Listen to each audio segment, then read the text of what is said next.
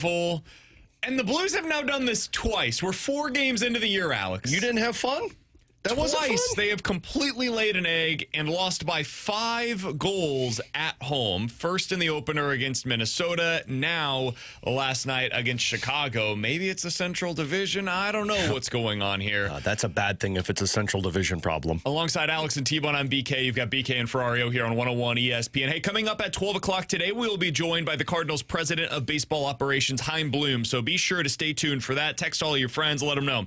Chaim Bloom will join us today on the YouTube feed, by the way, youtube.com/101ESPN STL. That's coming up in 1 hour here on BK and Ferrario. But we begin with the bad, which is the St. Louis Blues. Alex, what the hell was that? Please explain it to me. That was what we call a dud in the business, ladies and gentlemen. I mean, it was a bad game all around. To me, it was a bad game by your goalies, and not just the Blues goalies. Chicago's goalie had a bad game. It's just the difference was your goalie had a worse day later on in that one because the first period by 5 goals, yes. Yeah, but I mean, Binnington had to come in, and then his save percentage got smacked, and then they go back to Joel Hofer. I mean, that was a game that from the get-go, it just looked like the Blues were kind of gliding through it. They fought their way back into it. After Chicago scores, I think it was a really good response by Jake Neighbours in that net front presence. Chicago gets another just weird goal that bounces through when he's pinned up against the post. And then from there, it just felt like the Blues, the more that one went on, the game just got out of hand. And it was just an awful night for Joel Hofer. He'd tell you that. The goalie coach would tell you that. Wasn't seeing the puck. He was shook by the end of the first period. And then I think what happened was in that second period, you start off 45 seconds in, Jordan Kyrou had a grade A scoring chance, and Soderblom robs him. And then the Blues make a mistake, and on the other end, Chicago scores, and it's 3-2. And then it gets to 4-2 with the turnover behind the net. And then at that point, it just felt like the Blues realized they weren't coming back into it. So it was just kind of a dark cloud that followed the Blues around that entire game. But, I mean, look, it's the first time the Blackhawks have scored 8 goals on the Blues since 1990. So it's not something you want right now, especially when they keep emphasizing how big home ice is and how important it is to pick up wins early on in the season. But that was just an all-around game where everybody felt like they were off on different wavelengths. It was the 5th time in the last 25 years that the Blues allowed 8 or more goals on home ice. Last night versus Chicago, 2024 against Washington, 2023 against Nashville, the 2022 season, but later in the year, so 2023 calendar year against Minnesota, and 2018 against Winnipeg. So it's not what you want, and they just looked bad last night. Nothing about the team looked good. Yes, the goaltending was quite bad. Early on in the game, they at least showed a little bit of punch to get back into it. Jake Neighbours was with another impressive showing there. Loved his literal fight, the aggressiveness after getting beat on the rush attempt going up the other direction. That was a play where, listen, Broberg, he's a good player. He'll make winning plays more often than not. But I think he got that one wrong. I think he should have taken the puck there and allowed Jake Neighbours to take the other forward for the pass. But whatever. Just a weird game overall. Nobody played particularly well last night. But we've got to talk about the biggest story of the Blues season thus far in a negative way. And that's Logan Mailloux. So after the game, Braden Shin was asked about the early season frustrations, the early season difficulties for Logan Mailloux, who was in -4 on the ice last night, and so far this year is a -7 in his first 4 games in a Blues uniform. Here's what the captain had to say. He's played 11 games or 12 games. There's a lot of pressure on him coming from outside, and I believe in Logan Mailloux. We believe in Logan Mailloux. The organization does, and I think people are always going to look at this 1-for-1. It's not a 1-for-1. It's a long-term plan. A long-term plan. He's a great player, and like I said, he's played 4 games for us, and it's a new organization. He's new coaching, new systems. There's a lot of stuff that goes into it, and honestly, I think he's getting all. There's no reason to put pressure on the kid. He's young, and he's getting his feet wet, and he's going to be a good player for a long time, and I firmly believe that. Alex, I want to say this on the front end because I don't want people to think that I'm getting out over my skis here. Logan Mailloux very well may become a very good hockey player in the NHL. I don't think anything about this season is going to tell us one way or the another what he's going to be in 2 years, 3 years, 5 years down the road. I have no clue. I trust Doug Armstrong's hockey evaluations, and I think we've seen over time, he's pretty good at finding defensemen that become good NHL players, even if it takes longer than you'd like. I was watching the game prior to the Blues last night. Nico Mikkola guy, he's pretty good. He was just okay here. He's gone on to have a really good career down in Florida. He's been paid accordingly. So Mailloux may still turn out to be a very good hockey player. Here's my concern, though, Alex. He's not that right now. He's not a good hockey player right now. And I don't know how you go about this if you're the Blues, where you're trying to win in 2025 and you're trying to bring Mailloux along. This was my concern going into the year last year about all of the young players that they were trying to groom along the way. What if they make mistakes that end up in your own net, and now you're losing games because of them? How do you handle that while also trying to reach that goal of getting into the postseason where these games matter, man? We saw it last year. A tiebreaker is what got the Blues into the playoffs. Every point in this division and in this conference matters. And when you have a player like Logan Mailloux, who right now, again, I think he may be good, but right now he's not. He's costing you points, potentially. How do you handle that as a team? How do you handle that as a coach? How do you handle that as an organization? I think it's one of the biggest things that they've got to get figured out over the next week, month, couple of months. Yeah, I don't know the answer to this. I mean, if you were to ask Mike Weber, Jim Montgomery, or anybody that's played the game, they'll say you keep putting him out there. Like last night, he played 15 minutes, and it's not like they took his ice time away. He played 5:30 in the first, 5:19 in the second, and like 4:50 in the third. So then all of this was at even strength. They continue to put him out there. Joey told me last night on pregame that it's like, look, typically coaches say, let him play 15 games, see how he adjusts, and then after that, then you make the decision if you move him up into the press box. It wouldn't surprise me if he's a healthy scratch on Saturday against the Dallas Stars, just because right now it really feels like Logan Mailloux's putting the pressure on himself. Like the positions that he's putting himself in are just mistakes that you're overthinking. Like he's way too aggressive in the offensive zone. He's just gotten tied up, and it's like a miscommunication with his other teammates. That odd man rush that you were referencing with Broberg and Neighbours, that was because Mailloux pinched in the offensive zone and nobody covered for him. And that's just getting to know the players. So I do think this is the early stages of, hey, how does Logan Mailloux like to play? Well, we got to figure this out. How do we work with him on the ice? But this is the same issue that that Edmonton did with Philip Broberg. They were a team that was trying to win. Broberg was a raw defenseman, and they were like, well, how do we play this guy if we're needing to win right now? Well, the answer is you didn't. You put him in the minor leagues, you let him dominate, and then when you needed it, you'd call him up and he'd get those reps. And I think some would argue that kind of stunted the development of Broberg until he got that shot to be there. So as bad as it looks at times for people with Logan Mailloux, I think you have to keep putting him back out there and letting him go through these struggles. But it's that fine line of you don't want him to lose the confidence when he's on the ice. And the other issue with this is, man, you don't have a savvy veteran to play with Logan Mailloux. And I texted you guys this last night, and maybe this is me being insane. If I'm the Blues, I call up Ryan Suter and say, hey, you want to play again? And here's my line of thinking with that. Mailloux can't play with Tucker because Tucker's raw still. Tucker's only in his second full season as an NHL defenseman. Broberg is starting to be a consistent threat. He's also only played 150 games, and he likes to play the two-way all-over-the-place style, which so does Mailloux. Tucker benefited last year from having a guy like Ryan Suter that basically said, stop that ish off. I'm 40 years old. Keep it simple, stupid. KISS, as Michael Scott liked to say. Would it be the worst thing in the world if the Blues said, hey, you know what, Ryan Suter, if you want to play again, man, we've got a spot for you, and then Ryan Suter and Tyler Tucker become that rotating cast? Maybe. I think some of this, though, is just he's got to learn. Yeah. He's got to learn at the NHL level, and this is what development looks like. Maybe I didn't make this clear. Somebody on the text line said, guys, it's a stretch to isolate him in that disaster last night. I'm not blaming Logan Mailloux specifically for that loss yesterday. He's a -7, though, on the season. Guys, we can just acknowledge the obvious. Logan Mailloux is not playing well right now. Logan Mailloux would tell you that. Braden Shin would tell you that. Jim Montgomery would tell you that. They would all be honest and say, this guy is playing really poorly. He's hurting the team when he's on the ice right now. again, that does not mean that Logan Mailloux cannot develop into a really good hockey player. He very well may be a top 4 defenseman by the end of this season. I have no idea what this means long term, but we are looking at 4 games of evidence, and thus far, yesterday he had the worst game score, Alex, of any player in the NHL so far this year, according to one analytics department.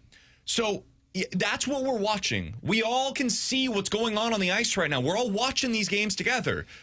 He's not playing quality hockey, and it's hurting the team. So they've got to decide, and we'll see what their decision is on this based upon their actions.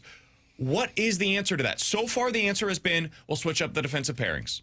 Let's see if maybe playing with Broberg helps him get accustomed to this. Maybe playing with a guy that's, just a more talented player, that'll bring out the best in Logan Mailloux. The answer yesterday was no. That was not the answer. And what I don't like about doing that is now you're hurting your team even more because you're taking Broberg's ability to make a difference down. And he has to play more. You have to have Mailloux on the ice more often because Broberg's just going to play a lot. Or There's you're no getting double around shifting it. Broberg and Falk and Tucker, and now you're wearing these guys down. I mean, somebody just texted in and said, well, just send Mailloux down to the American Hockey League. To me, that's not going to fix anything. See, I don't know. Like, we've seen one answer. One answer is play with Broberg. Another answer is put him into the press box. A third answer could be you send him down to the AHL. I don't know what the answer is with Logan Mailloux. That's on the organization to figure out. What I know right now, and I don't like doing this, but this is where we're at. I know what one of the Blues' problems is right now.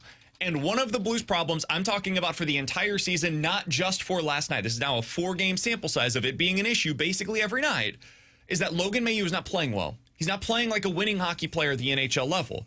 He may become that, but right now he's not. How do they get him there? Can they get him there in with the urgency that we've talked about? Alex, we've talked so much all offseason about the importance of this team getting off to a good start this year. Well, now we're here. Now we're in the season. We're seeing the start of the season. They're 2-2, and the 2 stinkers have both come at home ice, and he's been one of the negatives, one of the biggest negatives in both of those games where you laid a dud on home ice.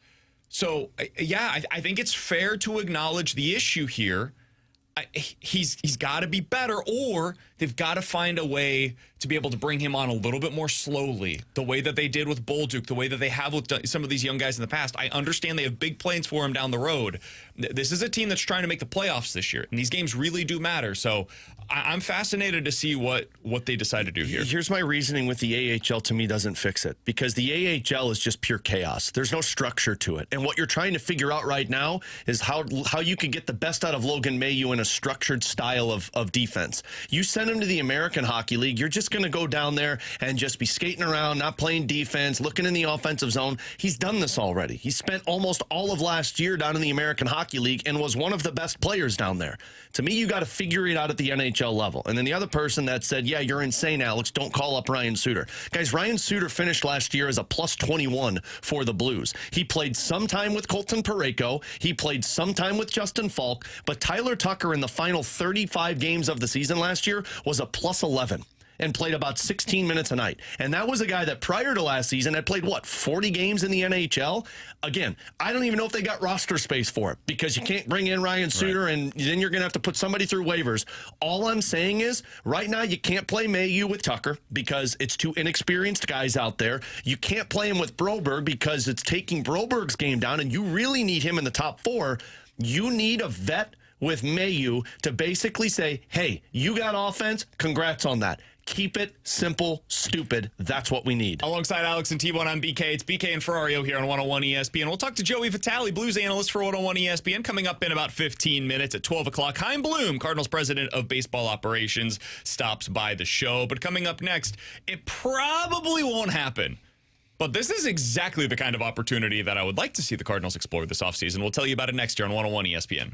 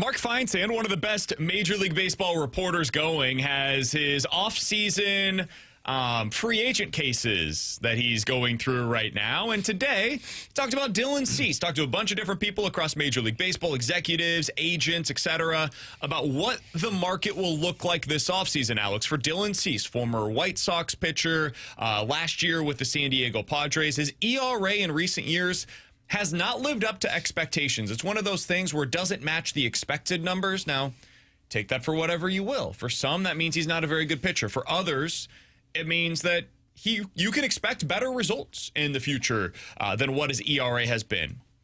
Again, you can take that in any different direction that you'd like to. But Dylan Cease is a pretty good starter, and he's going to be a free agent this offseason, Alex.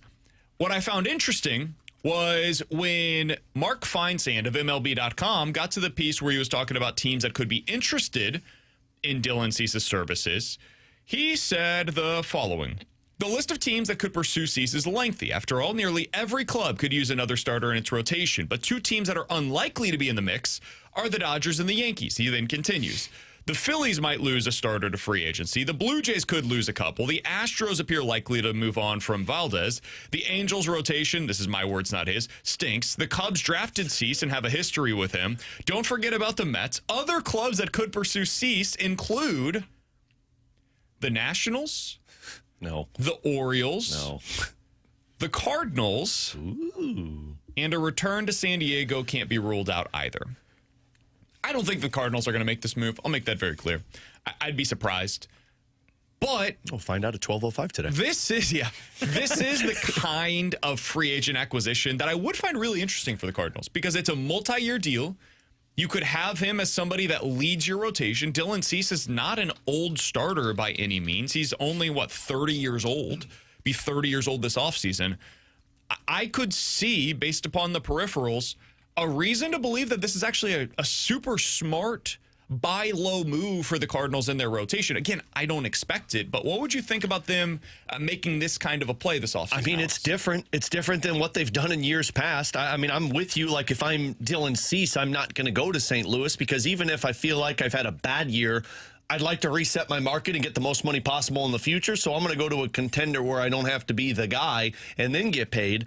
But I mean, look, if I'm the Cardinals and I'm trying to do things a little differently, one, my pitching has just been bad these last couple of years. And two, I capitalize on something like this. It's a guy that's probably a little bit lower than where he's been in the past. Other teams don't view it as much, and you're trying to reset yourself. Come to St. Louis, be the guy, and either it works out and you become a consistent number one or a number two for us moving forward and help us get out of this ritual, or we get you in, you fix yourself, we benefit from that, and you get flipped at the deadline.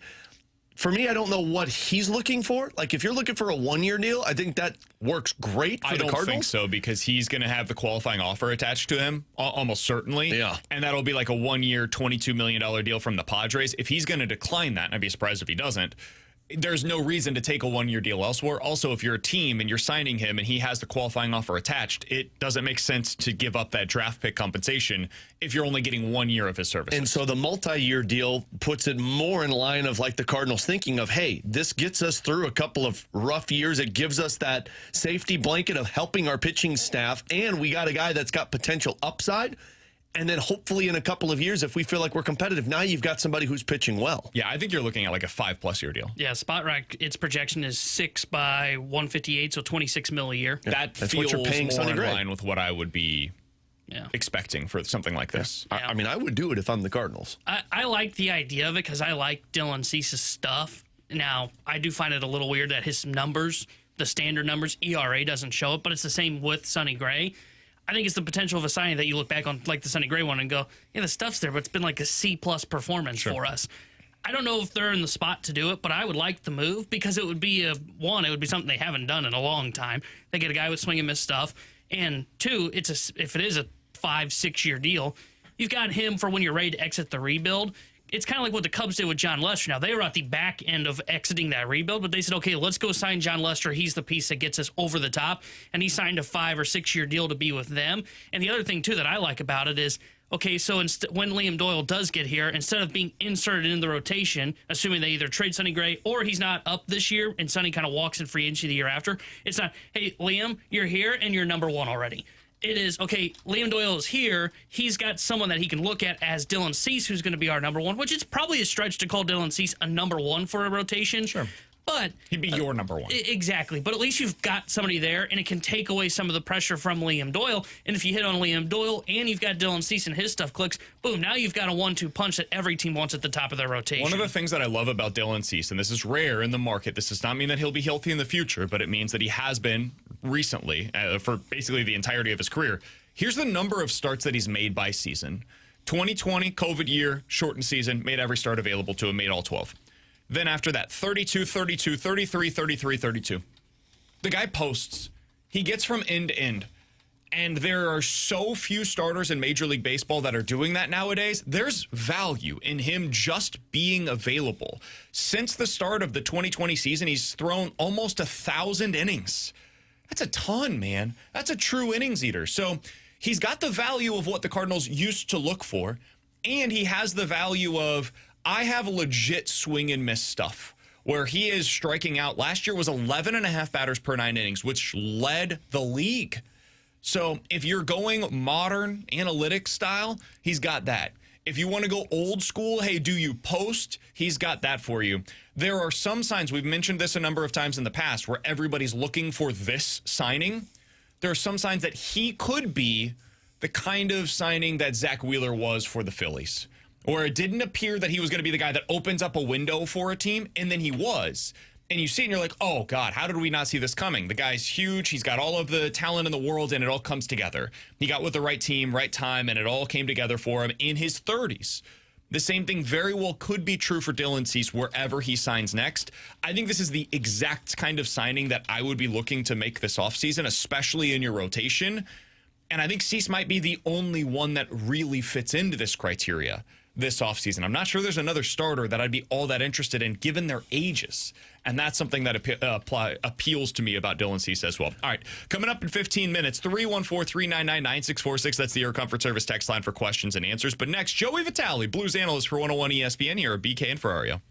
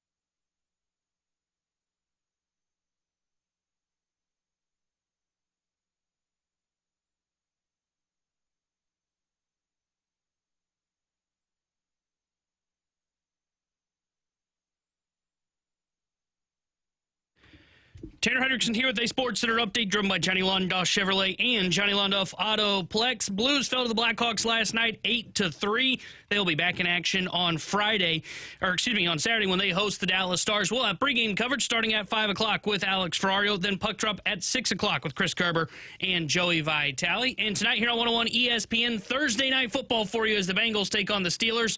We'll have pregame coverage starting at 6:30 with kickoff at 7:15. The Sports Center update driven by Johnny Londoff Chevrolet and Johnny Londoff Autoplex. SEMALondoff.com. Chevy, together we drive. Are you kidding me?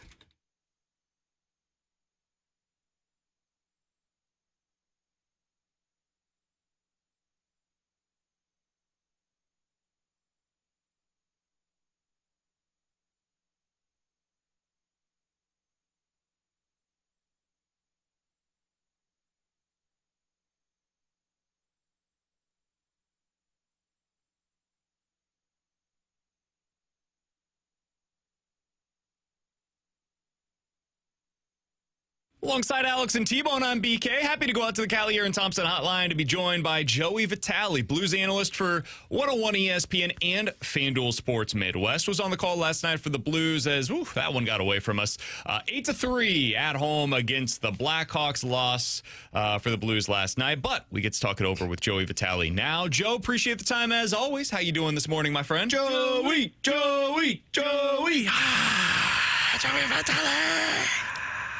What's up, boys? What's up? What's going on? I always appreciate the Thursday chat. How you guys doing? We're doing okay, Joe. When you have a game like that, when you were playing, if you had a game like that just gets away from you, when you wake up the next day, what do you do? Do you just completely flush it and pretend it never happened? How do you respond to something like that? Yeah, it's interesting.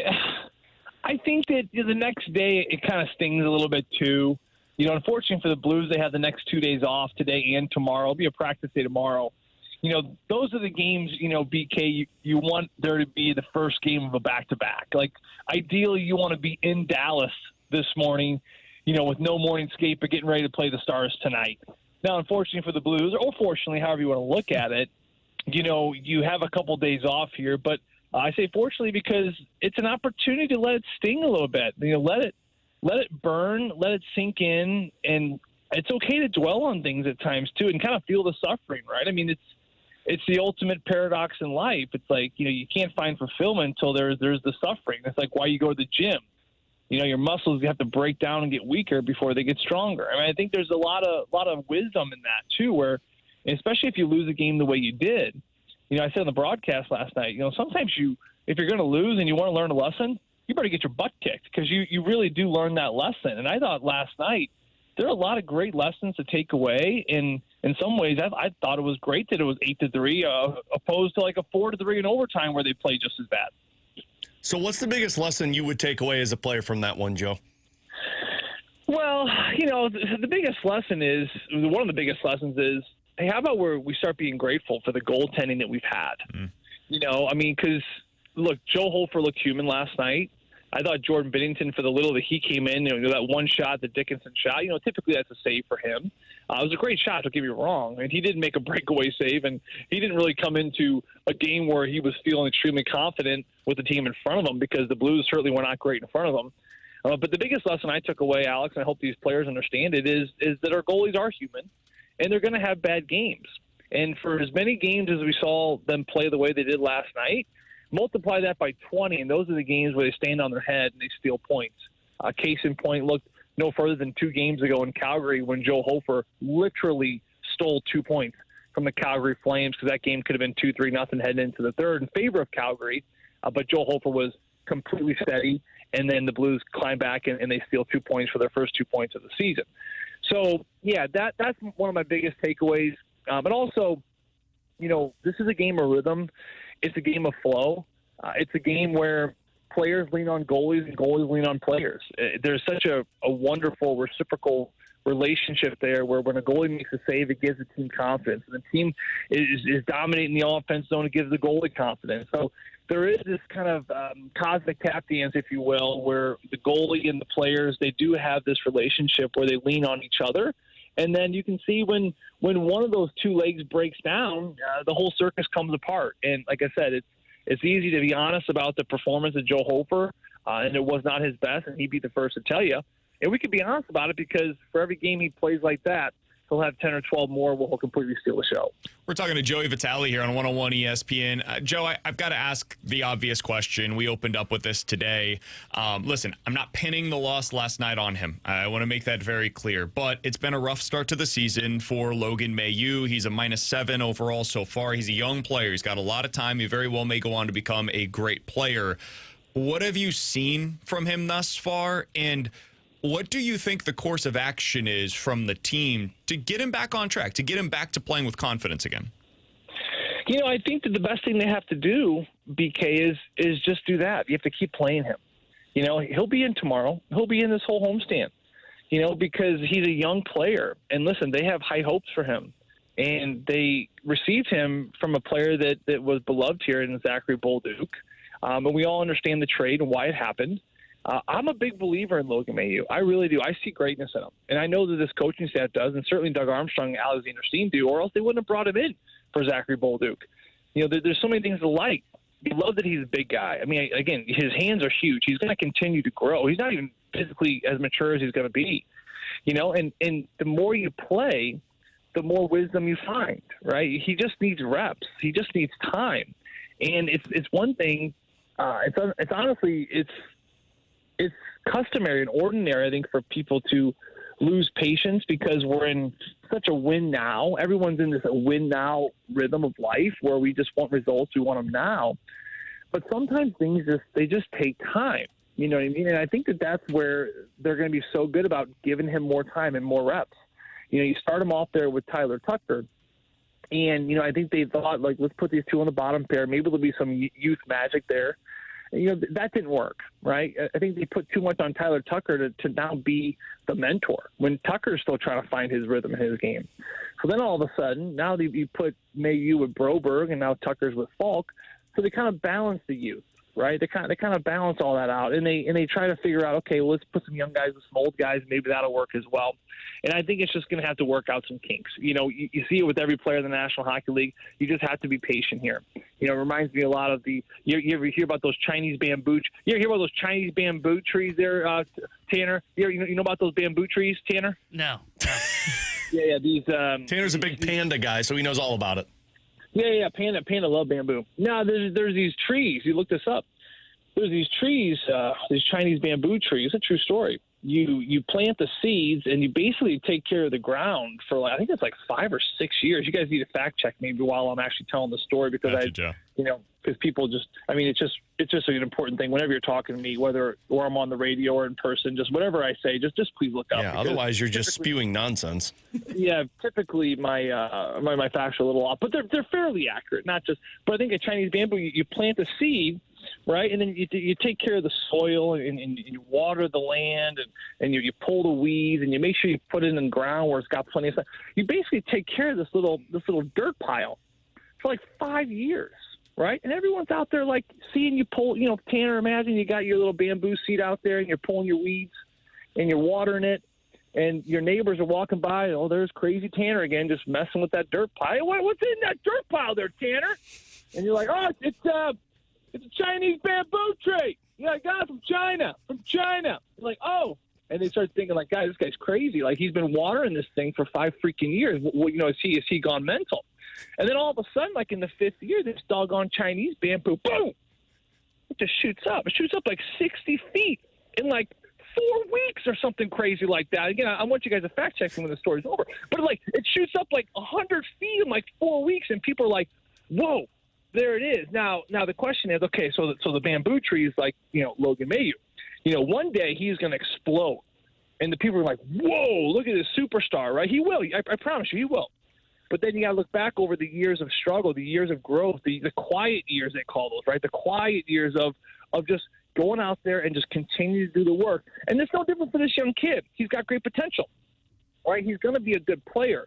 But these are those quiet 5 years where everyone's just like Alexander Steen, and they're kind of, making sure the soil's taken care of, and Mike Weber's making sure the soil's damp, and Jim Montgomery's, nurturing it, make sure he's pulling the weeds, and pretty soon Logan Mailloux, he's going to shoot up like a bamboo tree. Joe, are you walking around outside in Kirkwood right now? I'm not. I'm in my car. I thought he was going to sue. What I really was hoping was you were just walking around outside and you're yelling like, "What you got over there, crazy Tanner? Oh, you got a bamboo tree. Oh, you got a bamboo tree in your dirt pile?" Hey, Alex, you ready for the fact check? Hit me with it. When planted, a bamboo tree requires 5 to 6 years. 5 years of nurturing before any visible growth occurs above the ground. During this time, the seed is developed and it has a strong root system. Once the 5-year period is complete, the Chinese bamboo tree grows astonishingly fast, sometimes reaching the height of 90 feet in just 6 weeks. I'm in the money. As much as I'm in 3 the feet money. per day, showcasing the potential that was built during the initial years of what we just patience learned and care. Is that right now, Logan Mailloux is in a dirt pile, and he's going to turn into this big bamboo tree that you're not going to be able to cut down. Bingo, Man. bingo. But you can learn a lot about life from trees, guys. Like trees can teach you a lot. I mean, you look at Nathan McKinnon. Look at his numbers. He didn't really take off. I don't think his first 100-point season wasn't until his 5th or 6th year. I mean, there's a lot of, a lot of people think we came from trees. I'm not going to go down that road right now. But anyway, there's a lot of knowledge you can learn from trees. Like another fun tree is this redwood. You look at these. You ever see these redwoods out there, Tanner? You ever see those big redwoods out in California? T-Bone? Big redwood guy? Yeah. Yeah, redwoods. Yeah, that's I my don't cup of tea. believe Yeah, T-Bone knows nothing about redwoods, No. Joe. Hey, I'm going to teach you I knew something more about trees. bamboo. Yeah, bamboo. And I know something about bamboo. The redwoods is another tree. It's a huge. These things are massive. Like they're like freaking huge. And you're probably thinking, the root system probably goes in like 100 feet in the ground. No, they only go down like 3 or 4 feet deep. But why they stand so strong is because their root systems actually integrate with other root systems of trees around them. So it's like you can imagine like a team like working together. That's what the redwoods do. But anyway, so yeah, those are the bamboo tree. It takes time, right? We just got to be a little patient here. The coaches are going to be patient with Logan. You got to give it a little bit of time. Look at Robert Thomas, the way he has just completely blossomed into one of the best 200-foot centermen in the league. I mean, there's a lot of people that think he could make Team Canada this year. He was back in 2018. Much like some of these young players, he was a healthy scratch. He was scratched. He was out of the lineup. He struggled, man. It takes time. It's a hard freaking hockey league. It's the hardest in the world. You know what I mean? It's hard to be successful in this league. You got Connor Bedard breathing down your neck last night if you Logan Mailloux, and it's a chaotic state. He's a young kid, new city, new team, new playoff, our new partners left and right of him. It's a lot. It's a lot to take in. This is making him stronger. He's a great kid. He's got a great attitude. And this hockey staff is not worried one bit about the growth and the potential of this young man. Joe, you didn't land the plane last week. My friend, you landed that plane and everyone's safe on it. The redwood's root system can grow and can be measured up to 100 feet away from the tree. There you go, T-Bone. There's your stat. And what Joey just told us was the entire team on this Blues roster right now are trying to intertwine their roots. That's the root They're system. all redwoods. Joe, you're the best, man. Appreciate you. We'll talk God with you bless again you, next Joey week. V. Hey, appreciate you guys, too. Go look up. You guys all have kids. The Giving Tree by Silverstein. The Giving Tree. You ever read that book there, Alex, your kiddos? I've read it to him multiple times. My daughter doesn't know what it's about, but she likes the colors T-Bone, on it. did you read that in school? T-Bone No, I still don't reads it before he recognize goes to that bed. He buy. I'll tell you what, that Giving Tree, that's my favorite. I'm not just saying kids' book. It is my favorite book. It's a simple book. It is one of the greatest books. Every time I read that book, I learn something new. So go do yourselves a favor. Go to Barnes & Nobles or Amazon, where the heck you get your books, and go get the Giving Tree and read it to your children. Or heck, just read it to yourself tonight. It's a good book. Joe, at first I thought you were talking about The Giver, and I was like, I think that's a different thing entirely. That's a completely different Take it one. easy, man. We'll talk with you next week. See All you, right, Joey. it's Joey Vitale joining us here on 101 ESPN as only he can. 314-399-9646 is the I feel Air Comfort better Service about text you line. now. Questions and I answers don't like coming up hockey next. anymore.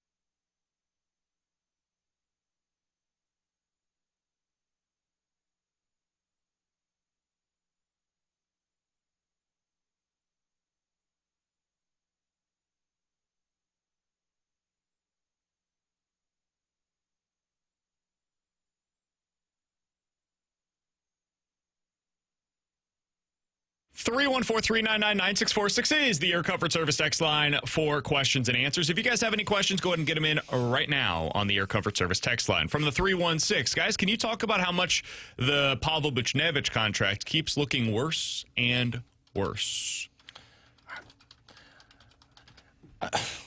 It's so hard to evaluate because, like, he's got points in 3 of the 4 games so far. Stud. I mean, look, he hasn't scored right now. Right now, he's not living up to the $8 million contract. And as it gets further into that year or those contracts, I don't know what it's going to look like. But I mean, to me, it's just not working with him on that top line with Robert Thomas. But I still think Pavel Buchnevich, when he's on his game, is a 25 to 30 goal scorer and elite defensively. It's just getting him to that game, which you're just not seeing right now. Saying that he's got 3 assists in 4 games for the Blues. 314-399-9646 is the Air Comfort Service text line from the 314.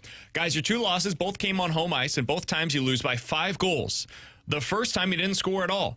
And now I hear you guys talking about Logan as if he's the only issue, just based off listening to you guys for the last 4 years. I know someone hates blaming goaltending on this show, but is it really fair to just point the finger at the young guy when he's not the only one that is an issue? We're going to talk about you who hates blaming goaltending, so take it, man. Take it. You lost last night because Joel Hofer was bad. Yeah. That's why you lost the and game. Let me just make sure everyone heard it. I did say that in the beginning of the show, right? I don't think there's anything more to add there. No. There's not an interesting discussion to be had. Like, Hofer had a terrible night. He was bad. He would tell you he was bad. I'll tell you that. Alex tell you that. T-Bone will tell you that. Jim Montgomery. He was bad. Let's do it one more time. Joel Hofer was boo-boo last night. Okay, well, you don't have to dig the man a grave and bury him. He's Jeez. a really good goalie. So, like, what's the conversation to be at? If I thought that was going to be something that's a problem moving forward, like, yeah, we can talk about that. But we're 4 games in. The theme throughout the season, in my mind, has been, hey, this defenseman you traded for in the offseason, who's really young, really green, has huge potential. But the big question coming in was, is he ready to be a significant part of a winning lineup? The answer thus far has been no. So that's why I wanted to talk about it today, is because I think that is a far more intriguing and far more interesting conversation to be had than, hey, this guy that's an amazing goalie, one of the best backup goalies in the league, he had a really terrible night. And that's really the end of that conversation. He also was the reason you won the game against the Calgary Flames, because your team wasn't playing well early on and he kept you in it. I mean, look, it's a game that was served on a poo-poo platter. Like, that was it. Your goalie struggled. Your team struggled as a unit. I think Shen said that after the game. It's like, look, we could talk about the goalies all we want, but we did let the other team have 12 odd man rushes in that hockey game. That's not a good position to put your goaltender in. So, look, they played bad in 2 home games. They played well in 2 road games. Right now, it's figuring out what you did on the road of how you do it on home ice. So, I mean, you could sit here and point fingers at everybody you want of, well, this guy's the reason that you lost. That guy, the team is the reason you lost because you didn't play 60 minutes as a unit on the ice. All right, we got this from the 314. Guys, what's up with Yadi's Instagram posts? He posted on Instagram that he wants to coach and he's ready to coach. And that's about all that we know. What is this, October of 2024? We knew this. This isn't news. We will ask Chaim Bloom about that coming up here in just a little bit, see if there's any kind of an update on the Cardinals side of things as well. Is that something that they're still exploring on their end? Of the possibility that Yadier Molina could be in the dugout for the Cardinals in 2026? We'll ask Chaim Bloom, Cardinals President of Baseball Operations, when he joins us. You can check this out on the YouTube feed, youtube.com/101ESPN STL. Chaim Bloom, Cardinals President of Baseball Operations, next here on BK and Ferrario.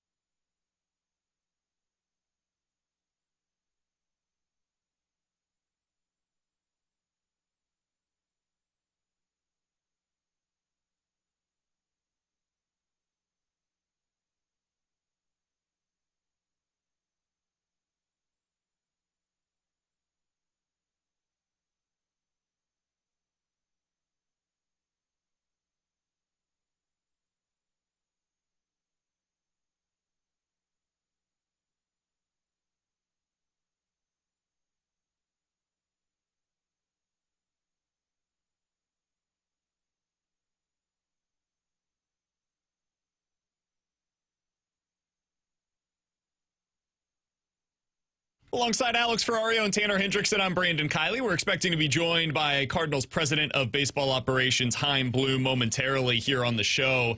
Alex, a bunch of things that I want to get into. I want to talk about the outlook for the rotation, what opportunities may exist this offseason to improve there and avoid rushing any of those prospects, namely some of the guys that they had in AAA this past year. Liam Doyle comes to mind as well. That is something that in the past we've seen from Chaim Bloom's teams. They have not rushed prospects to the major league level. I'm curious from his perspective what they could potentially do there. We'll ask about, obviously, the news of the day with Yadi. And then just in general, what are the expectations? What do the expectations look like from their end for the 2026 season? It looks like Chaim Bloom, Cardinals President of Baseball Operations, is joining us now over on the YouTube feed, youtube.com/101 ESPN STL. Chaim, we appreciate the time. Thanks so much, man. I know this is a busy time for you guys. How you doing today? I'm good. It's good to be here with you guys. Absolutely. We're happy to have you on. So the news today here in St. Louis, Yadier Molina announced last night he was going to have some kind of an announcement on his Instagram page today. He has since said, hey, I'm interested in coaching again in some capacity. Do you have any update on your end of what those opportunities could look like here in St. Louis for Yadier Molina? Well, obviously, like, that news, I think, should make baseball fans happy. Like, he is one of a kind. And, certainly something for him, for us. Like, he's always part of the family here, is always going to be part of the family. Like, seeing what exactly that looks like as we go forward, that's, something looking forward to figuring that out. Chaim, on the coaching side of things, what's that relationship been like for you and Ali Marmol over these last few years? Yeah, it's been good. I mean, this, as we all know, this is a kind of a unique setup. This has been a unique setup for the last couple of years. And, I definitely did not want to make life more difficult for him as far as getting out of my lane, what my lane was these last couple of years, and having it be harder for him to understand, who he was supposed to talk to, where direction was supposed to come from. That was just laid out pretty clearly. I wanted to respect that and respect the working relationship that he had with Mo in that role, because I know how important that relationship is. But it did allow me to get to know him. So I just tried to be there for him, make sure he understood I could be a resource, help him with anything that was on his mind. And if he needed me for anything, to be there, and then just get to know him. So that built, we would have a conversation. We'd get together away from the field when I was in town, just talk baseball, talk about the club, talk about the organization. It was actually really valuable for me to get his thoughts on our player development operation, because he spent so much time in it as a player and as a staff member, and now seeing it from the big leagues. He was really helpful to me in 2024 when I was doing my work in player development, just to figure out what the best course was and to get his perspective. And so we already have this foundation here. And now it's exciting to be in this role and have a little bit of a different relationship with him that comes in this role, and start building the trust over time that is important in this relationship. Chaim, this is not a Yachty question. It's not like a way for me to spin it a different way, I promise. But I am curious, because I remember, I think it was right around the COVID year that we talked to John Mozeliak, and he said the secret sauce of the Cardinals organization was having former Hall of Famers that were able to come back and teach at spring training in particular. Many of the guys that he referenced have since passed, but there are a lot of great players from this organization that like to give back. Some teams have gone away from some of that stuff. They have let go some of that support staff, especially guys that are coming back. How do you value stuff like that, whether it be Yachty or guys like Wayne, whoever it may be that can come back and continue to pour into this organization? Yeah, well, first of all, you don't have to qualify any questions. You can ask me whatever you want. I personally love it. Like, I just love it as a student of the game, getting to know some of these folks. And when you join an organization, just being able to plug into some of the history is really, really cool. I'm happy that the Cardinals have not been one of those organizations that has excluded former players from coming in. I think it's one of the biggest strengths we have.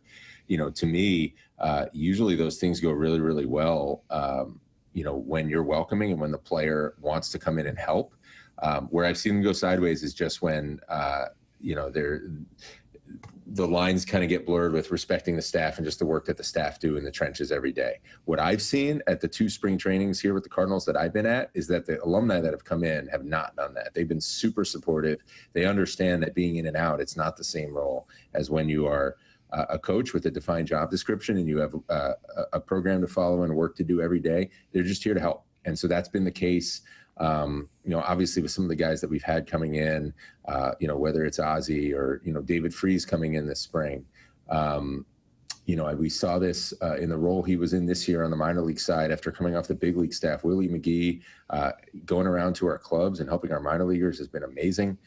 That's just the tip of the iceberg. There's so many other folks. So it's something I look forward to leaning into because I think it's a huge part of the strength of this organization. Chaim, big picture for you. You've done this role before as president of baseball operations, general manager.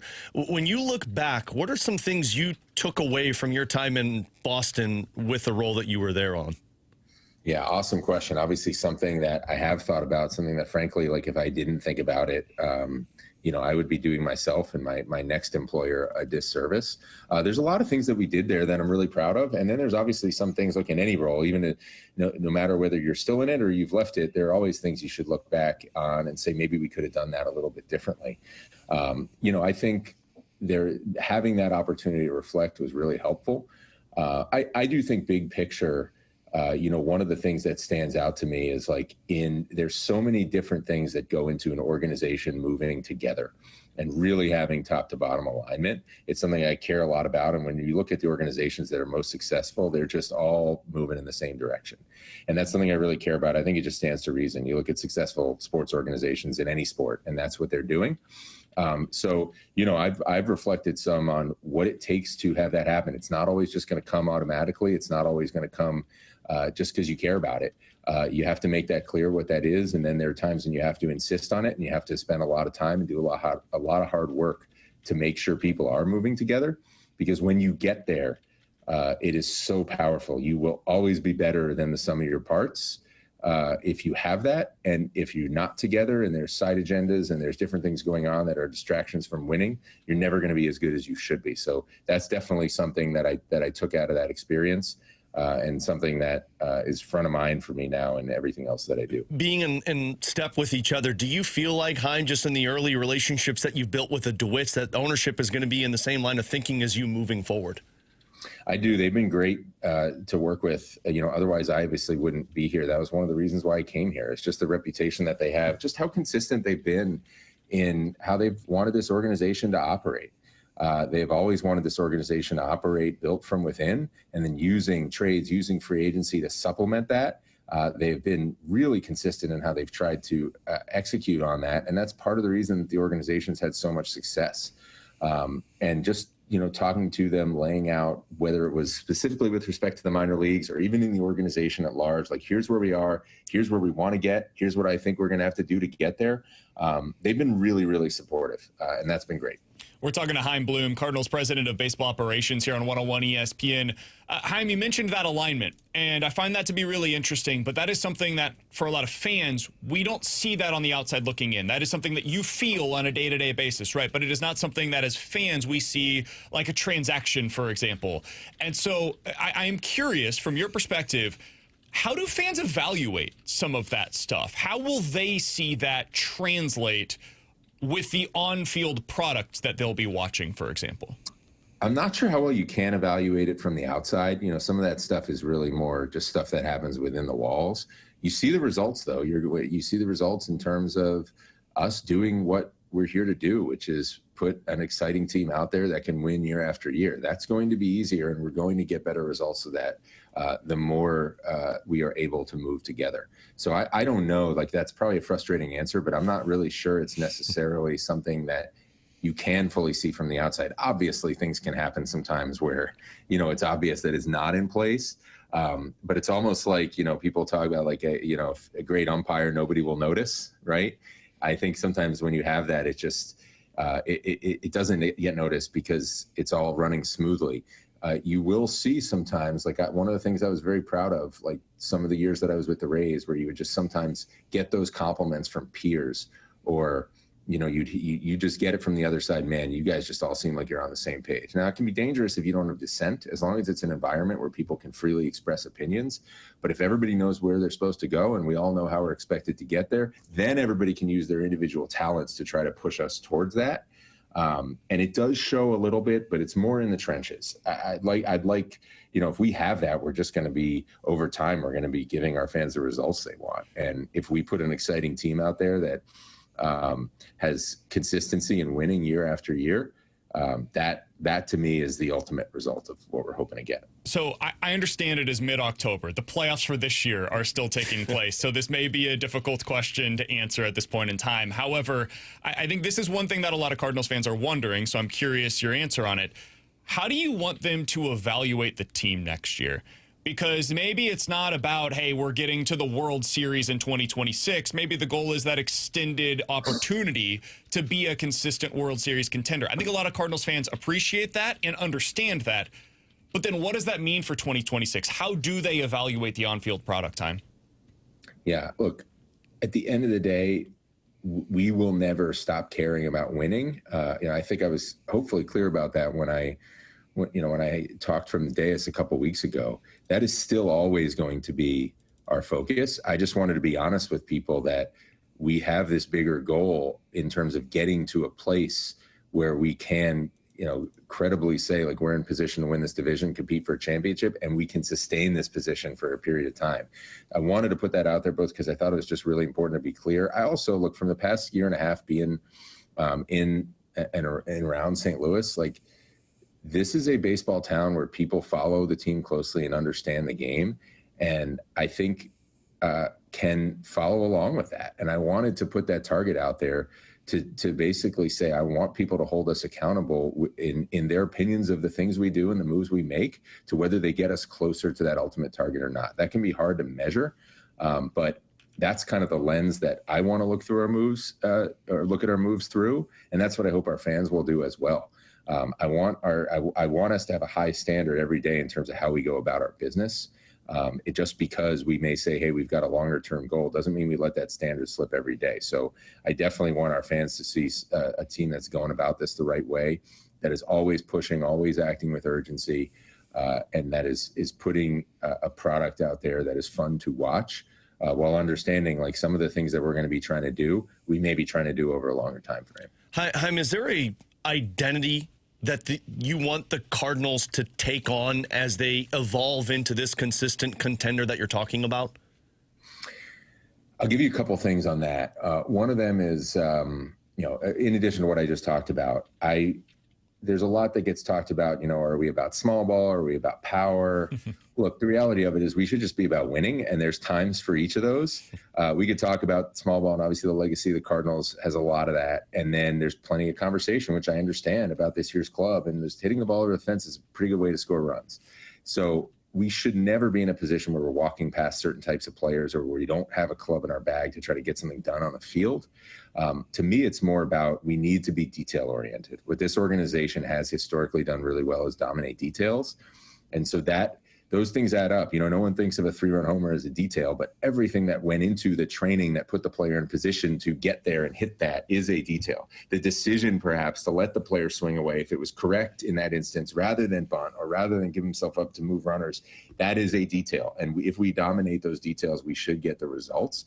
And then beyond that, again, like, the identity of teams, some of that just comes out of your talent. Like, I don't want to walk past talent just because it might not fit a particular profile. What I do want is, if you come here to play us, at the end of that series, you should be exhausted. I want us to be really hard to play against. Chaim Bloom is our guest for just another couple of minutes here on 101 ESPN. The last thing that I wanted to ask you about is the rotation. As we look at it from the outside looking in, it appears as though maybe there's a slot or two available and you could potentially add there. I'm curious what that looks like for you and how you look at that opportunity. Like, is that a chance for you guys to even explore the market, the free agent market this offseason, to see if there's an upside play there? How do you view what you could do with this rotation going into the offseason? Yeah, I expect that we will do that. Obviously, a lot depends on the trade market, different things that could happen. Adding pitching to this roster and this organization, especially if we're able to acquire pitching that we can have with us for a while, is something that we will look to do. That also went into the decision to, tell Kyle Leahy that, he should prepare to come into spring training with some length on him and prepare to compete for a starting role. We saw the success of that, with Libby this year. It doesn't mean it's going to happen in every instance, but we will have opportunity up and down our pitching staff. And I hope that we can find chances in the offseason to use that opportunity creatively and well, whether it's in the free agent market, trades, or other modes of acquisition. Like I hopefully we'll be able to target players that we can get the most out of and continue to add to this core and add to the pitching that we have on hand with us to go forward with. Would you be open to a multi-year deal in that regard? I don't know how much you'll be able or willing to give in that area, but is that something that you could see, hey, we go out and sign somebody that can help us for the long term as a way to bolster this rotation, and we do that this offseason, even though some may view it as like, I don't know if they're ready to do that just yet? Yeah, of course. I mean, it all depends on the opportunity. I don't want that timing aspect that you mentioned is really important. So it's not a blanket statement, but we're not going to walk past guys just because, their expectations of their market, puts them in multi-year territory. It just has to make sense. Like, again, I want it to be something that we can hold up against our goal, look at where we're at, resources we have available, what the alternatives are internally on the trade market, and then look at free agency through that lens. But definitely it's something that in the right situation we should want to do. Chaim, final one from me. You've spent the last couple of years working behind the scenes with the organization and growing that minor league system. How pleased are you with where that's at now versus when you first stepped in? I do think we've made some real progress. That said, it is my nature not ever to be that pleased. I like to preach that I don't really care where people rank us. We should always act as if we're last, because that is the best way to be first, is to constantly keep moving it forward. I think our new leadership, and for that matter, a lot of our returning staff really combined well in ways that I was hoping to see, to try to get the most out of each other, push everybody forward, get good results out of our players. There was really good collaboration between player development and scouting in this past year's draft.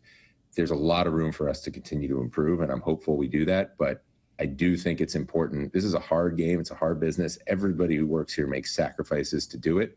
So when you have some good results, it's good to take a moment, recognize those, thank people for what has gone on, because there's a lot of really good work that I've seen. This is an organization, look, this isn't just about our new people. The culture of this organization is one where people are not afraid of hard work. They will get after it, and they'll do it without complaint. That's awesome. And when you see results come from that, we should be really proud of those. Now we got to keep pushing, because where we want to go, we're going to have to keep building on what we did this year and the year before that to get there. Chaim, I know there's a million different things pulling you in different directions right now as you guys enter into this offseason, so we appreciate you giving us a little bit of time. I know the fan base certainly appreciates hearing from you. Wish you nothing but the best as this offseason continues, and hopefully we'll talk with you again soon. Sounds good. Good to get to know you guys a little bit. Looking forward to the next time. Thanks, Chaim. Chaim Bloom, Cardinals president of baseball operations, joining us here on BK and Ferrario. Certainly appreciate him doing so. 314-399-9646 is the Your Comfort Service text line to get involved in the show. You guys can check us out on YouTube, as always, at youtube.com/101ESPN STL. Alex, your biggest takeaway from the conversation with Chaim Bloom is? The direction that he seems to be going in. It sounds like he's very direct, straightforward, and the relationship that he's had with the ownership tells you exactly what he's looking for. So, I mean, it's just, he is a very direct individual that is never happy and comfortable where he's at, which I think is a good thing for this organization. I appreciate when he said, like, I know sometimes when you ask people in leadership positions how you have to ask a question because they don't appreciate it when you follow up on something that you've asked already. Who are you talking about there, man? I'm genuinely not speaking of any one individual. It's just I've come across many that would prefer you not ask the question a second time. And when he said, hey, you don't have to ask anything a certain kind of way, ask me what you want. It's a good thing to say, yeah. And ultimately it doesn't cost him much, but it seems like that very well may be true. And I appreciate that. I appreciate the candor. I appreciate the openness. And I think Cardinals fans certainly appreciate that. A couple of people saying, guys, he didn't give any specifics. He didn't say anything. Yeah, I'm not expecting anything different. All we can do is ask the questions. He can't necessarily give true specifics right now. I knew that going into the conversation that we were going to have with Chaim Bloom. That's why I left some of it open-ended. We can use this now, though, to, grade him based upon what he said. I mean, he did give you some specifics in the sense of he told Kyle Leahy to plan on coming into the season with length because you're going to be a potential starter. He told you that, yeah, they'll look to upgrade the rotation. I thought that was a big one. I did, too. And I think that ties into the question I asked him about the DeWitts and being in line step with them. And he can say one thing, and maybe it's not true on the other side, but, they've essentially said, and we heard this in the press conference, that, look, we see what vision Chaim Bloom has, and we're willing to back that vision moving forward. So if that's his vision in terms of updating and upgrading the rotation, then that's what you should expect moving forward. I think there have been times in the past where the messaging has been one of the biggest issues for the St. Louis Cardinals. And I think so far, it's incredibly early, the messaging is refreshing. Now, none of that matters if they don't win baseball games. And if the decisions that they make ultimately are bad ones, then we will look back on this and say, yeah, the messaging didn't matter that much. The important stuff was, did you or did you not make the correct decisions? Right. Did you bring in good baseball players? Did you win games? Like that's ultimately what they're going to be judged based upon. But for right now, all they can do is give good messaging. And they've done that so far. Yeah. So I'll give credit where it's due because we gave criticism where it was due with the messaging department, and they seem to be better in that area. And I'll also say this. He's available. And very true. That has not always been the case at times in the past as well. Mo, full disclosure, Mo was good with us. Yeah. He was almost always willing to come on with us, so we did appreciate that. But yeah, appreciate Chaim Bloom giving us a little bit of time today. I know he's had some busy days, certainly, with a lot of meetings going on over there at Busch Stadium. I do want to hear from you guys. 314-399-9646 is the Your Comfort Service text line to get involved in the show. YouTube chat, youtube.com/101ESPN STL. What was your biggest takeaway from that? And what is your biggest level of interest heading into this offseason? We'll get into that, a little bit more recap on our conversation with Chaim Bloom next year on 101 ESPN.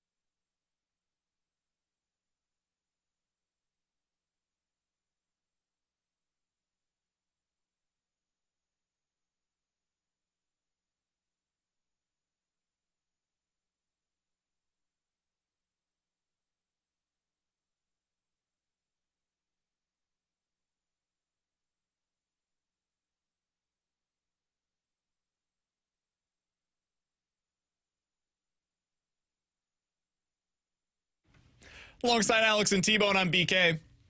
314-399-9646. That's the Air Comfort Service text line to get involved in the show. Also, coming up next, we'll play our first edition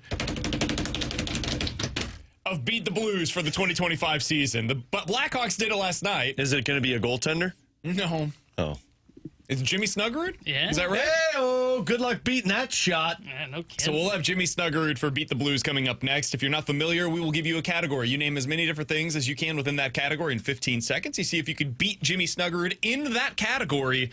And the winner ultimately gets a signed puck and tickets to a Blues game. What more could you ask for? All you have to do, text in 314-399-9646 is the Air Comfort Service text line, and say, I can beat the Blues.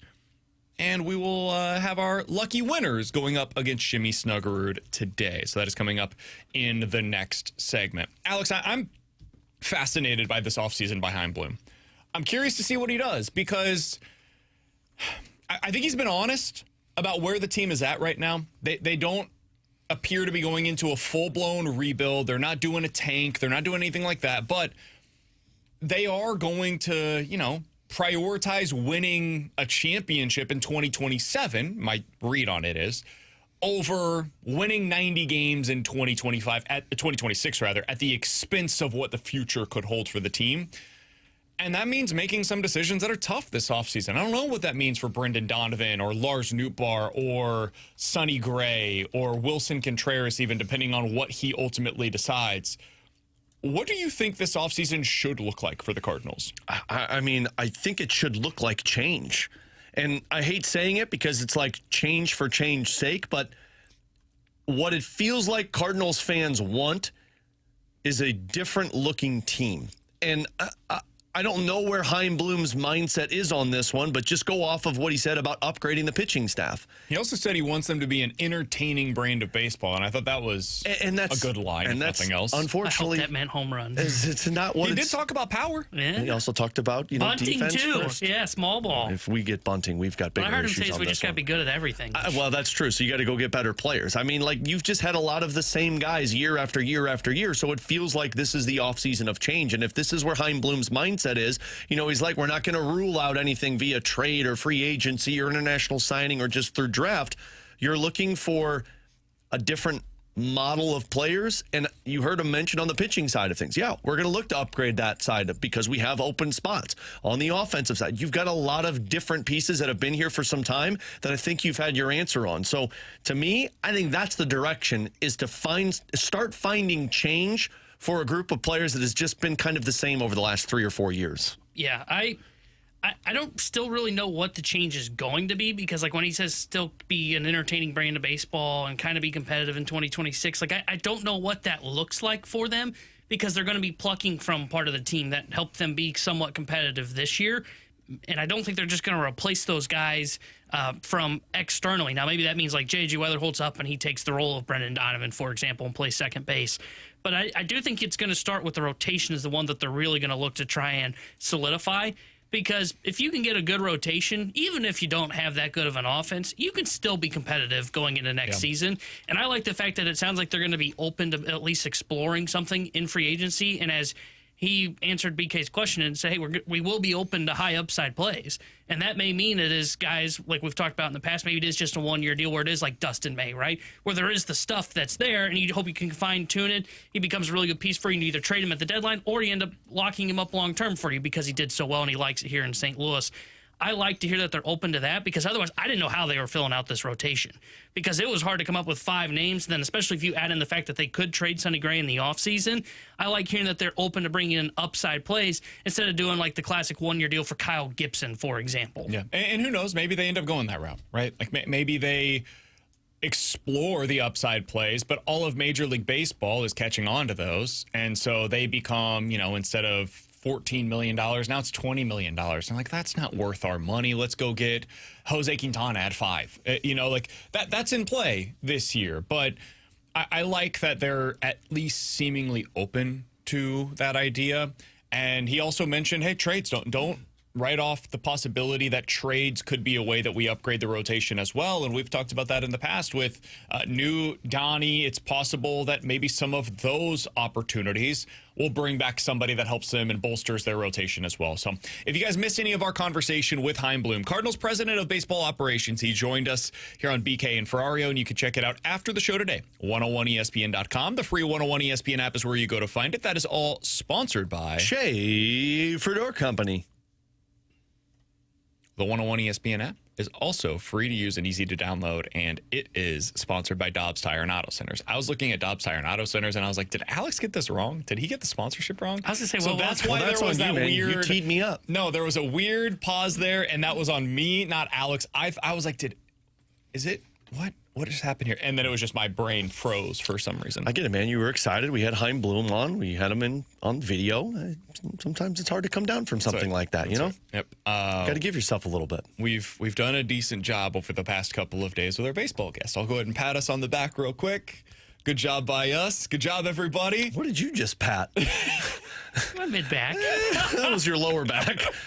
Different time, Pat man. his ass. All right, coming up next, we're going to play a game of Beat the Blues. It's the first edition of Beat the Blues for the 2025 Blues campaign. You will be going up against Jimmy Snuggerud. The winner will get a Jimmy Snuggerud signed puck and tickets to see the Blues take on the Mammoth on the 23rd of October. We'll have a few contestants going up against Snuggy, and we will do that next year on 101 ESPN.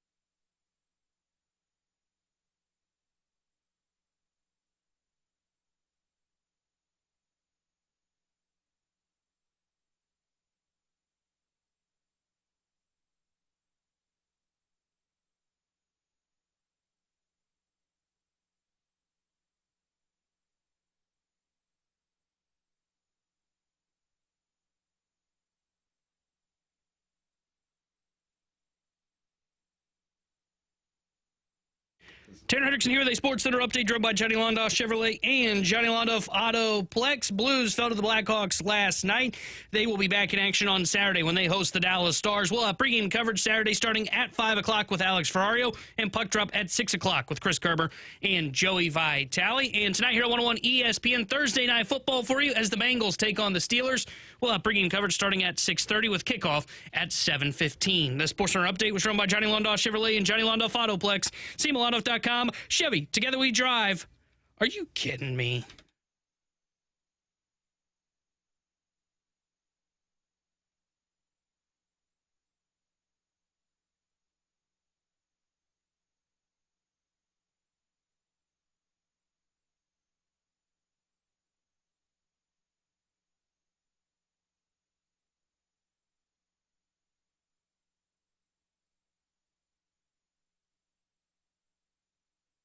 All right, we're going to get to Beat the Blues here in just a minute. Pablo Torre just tweeted this out. On tomorrow's episode of Pablo Finds Out, multiple sources told him that UNC general manager Mike Lombardi left the team in August, 2 weeks before the season opener, to fundraise in Saudi Arabia. What? That is Mad Libs. And we'll find out more tomorrow on the episode. Here's one that's not Mad Pablo Libs. Torre. Hector Gomez. The San Diego Padres are now showing interest in hiring Albert Pujols as their manager. He's going to get a job this offseason. God, At least it appears that way. If you're the Angels, be like, oh, man. Now we don't stand a chance. Orioles are interested. Padres. The Padres are interested. Dang it. We should have signed him when we had the chance. Well, at least you still got that personal services contract. He'll still be at training camp, probably. Probably not if he's going to be the manager of somebody else. All right, let's get into Beat the Blues. If you haven't played this before, or if you're just new to listening to it, here's the way that it works. We're going to give our contestants, Aaron, Kevin, and Donnie, a category today. So if the category, Alex, for example, was colors, they would name as many colors as they can in 15 seconds. We would give them their score, and then we'll hear what Jimmy Snugrud is able to get in that same category. And if you are able to beat Jimmy Snugrud, we'll do the plus minus, the margin of victory. And whoever has the best margin of victory against Jimmy Snugrud will be going home today with a Jimmy Snugrud signed hockey puck and tickets to Blues versus the Mammoth coming up on October 23rd. It's a very simple game. We play this each and every year here on BK and Ferrario. We will start out today with Aaron, who's going to be going up against Jimmy Snugrud. Aaron, appreciate you being a part of the show and tuning in today. Do you understand the rules of the game, my friend? Yeah, it all makes sense. Thanks for having me. Absolutely, man. Thrilled to have you. So your category today, against Jimmy Snugrud.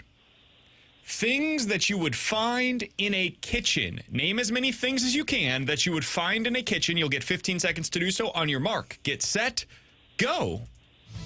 Okay, fork, spoon, knife, plates, bowls, spatula, a mixer,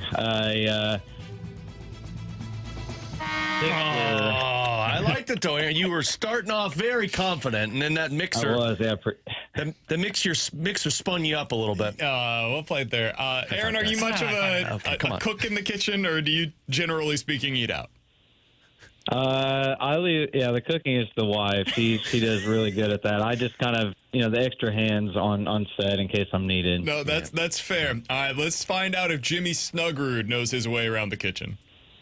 Fridge, oven, microwave, silverware, spatula, pans, pots, dining table, dishwasher, sink. Man, he got 10. Did he get the sink in? Yeah, he got the sink in. He got the sink in It was before the sink right buzzer? at the buzzer. Yeah. I think so, yeah. Yeah, he got 10. All right, we got a 10 spot for Jimmy Snugrud. That's a -3 for Ooh, Aaron. sorry, But Aaron, Aaron. stay on the line. We'll see if anybody else is able to get better than that. It's still possible for you. Next up today, our contestant is Kevin, who's going up against Jimmy Snugrud. Kevin, appreciate you being a part of the show, man. How you doing? You know what? I'm doing good. Hell yeah, Kevin. You sound like you're happy to be here right Hell now. yeah. Kevin. Did you wake up today, Kevin, and say, man, it's going to be a good day today? No. Okay, cool. He watched the Blues last night, man. Oh, that's true. No, he didn't stay up that late. Come I on. wasn't too happy with the Blues, man. You know what, get it. Kevin? That's You all go right. to bed at the start of the second period and act like it never happened. Second period, weren't they tied? You know what? I actually did That's go to bed smart. in the second period. Smart. You went See, to bed happy. He woke up today, though, and that's why he got a little pissed off. He woke up and he's like, Okay. what happened? Touche. Maybe save it till like 10 a.m. before you check the scores. All right, Kevin, do you understand the rules of the game? I do. All right, man. All right, You're going to be Kevin. going up against Jimmy Snuggerud, and your category today is things that you would eat for breakfast. As many things as you can that you would eat for breakfast. On your mark, get set, go. Eggs, cereal, breakfast, pancakes, hash browns, waffles, sandwiches, bagels. Oh, no. Oh, boy.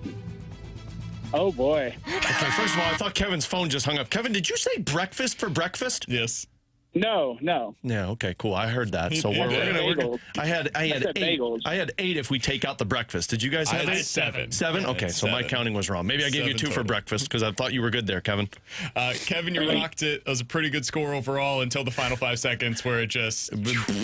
Well, Game and also over. the breakfast one, but that's okay. All right, let's hear Jimmy Snuggerud and how many breakfast items he can name. Eggs, hash browns, sausage, bacon, turkey bacon, biscuits, gravy, cheese, milk, coffee. Okay, What, you got problems with those? so I'm going to ask you a question.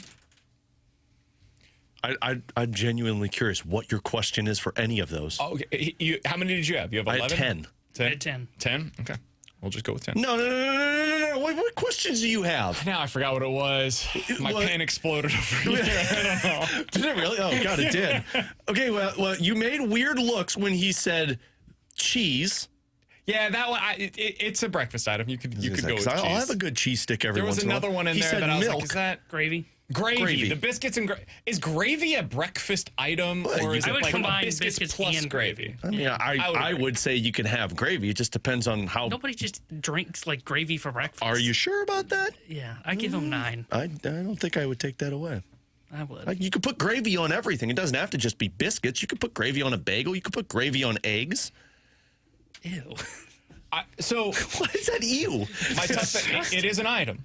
It is a Yeah. breakfast item. It's It never- counts as that. it's never that you'd eat. You wouldn't just go like have, I don't know, a hash brown necessarily for breakfast. It's an item. It It's an says item that things goes you'd along with it. have at breakfast. All right. And you would have gravy at breakfast. I'm going to give it to him. So we got 10. So far we're Take that, tied. T-Bone. Aaron and Kevin are tied, both with a -3. Both got beat Kevin, 10 to come on, 7, man. which is eerily similar to the score of the Blues game last night. All right, let's hear from Donnie, who's going to be going up against Jimmy Snuggerud today. Donnie, what's going on, man?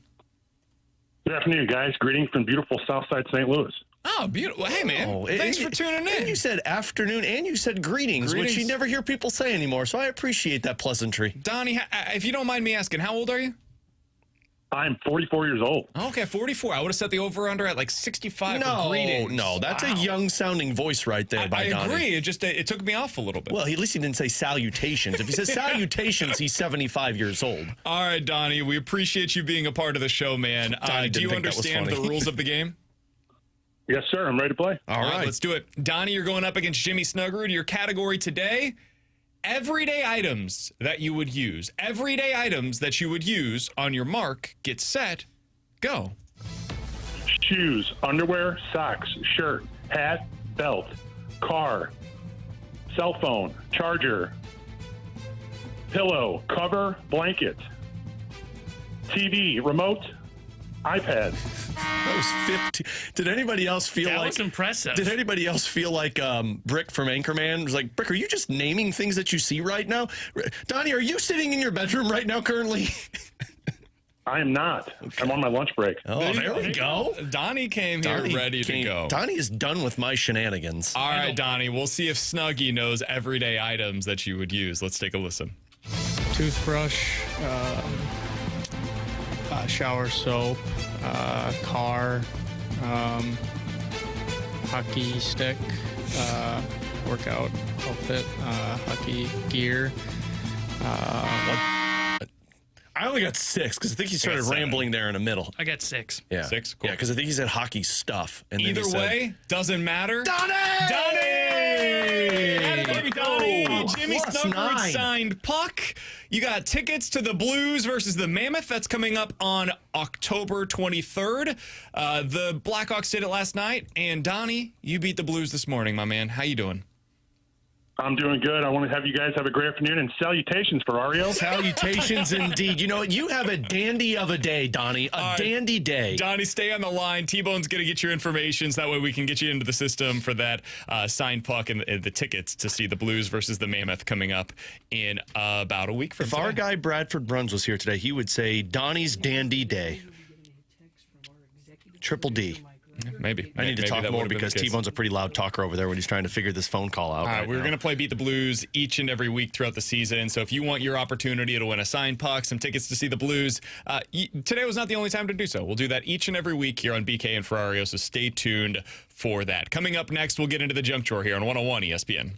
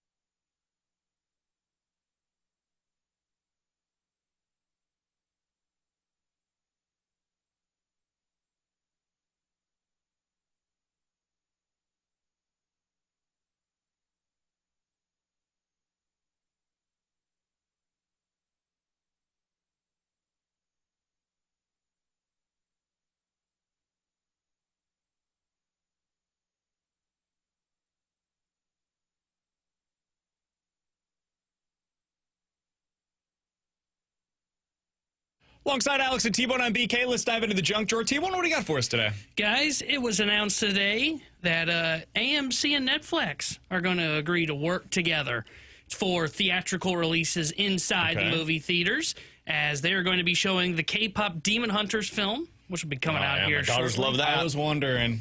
They don't understand any of it. They just like the music. They love to just dance anytime music comes on.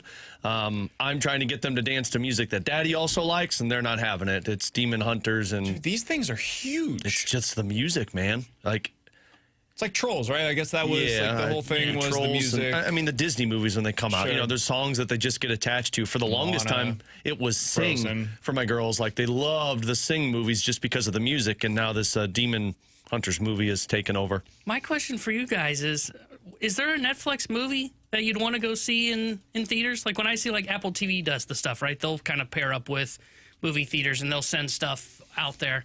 I just, I don't have the appeal. I have zero appeal to go to the Especially movie since theaters I know anymore. it's going to be there eventually at some point, right? Yeah, like I don't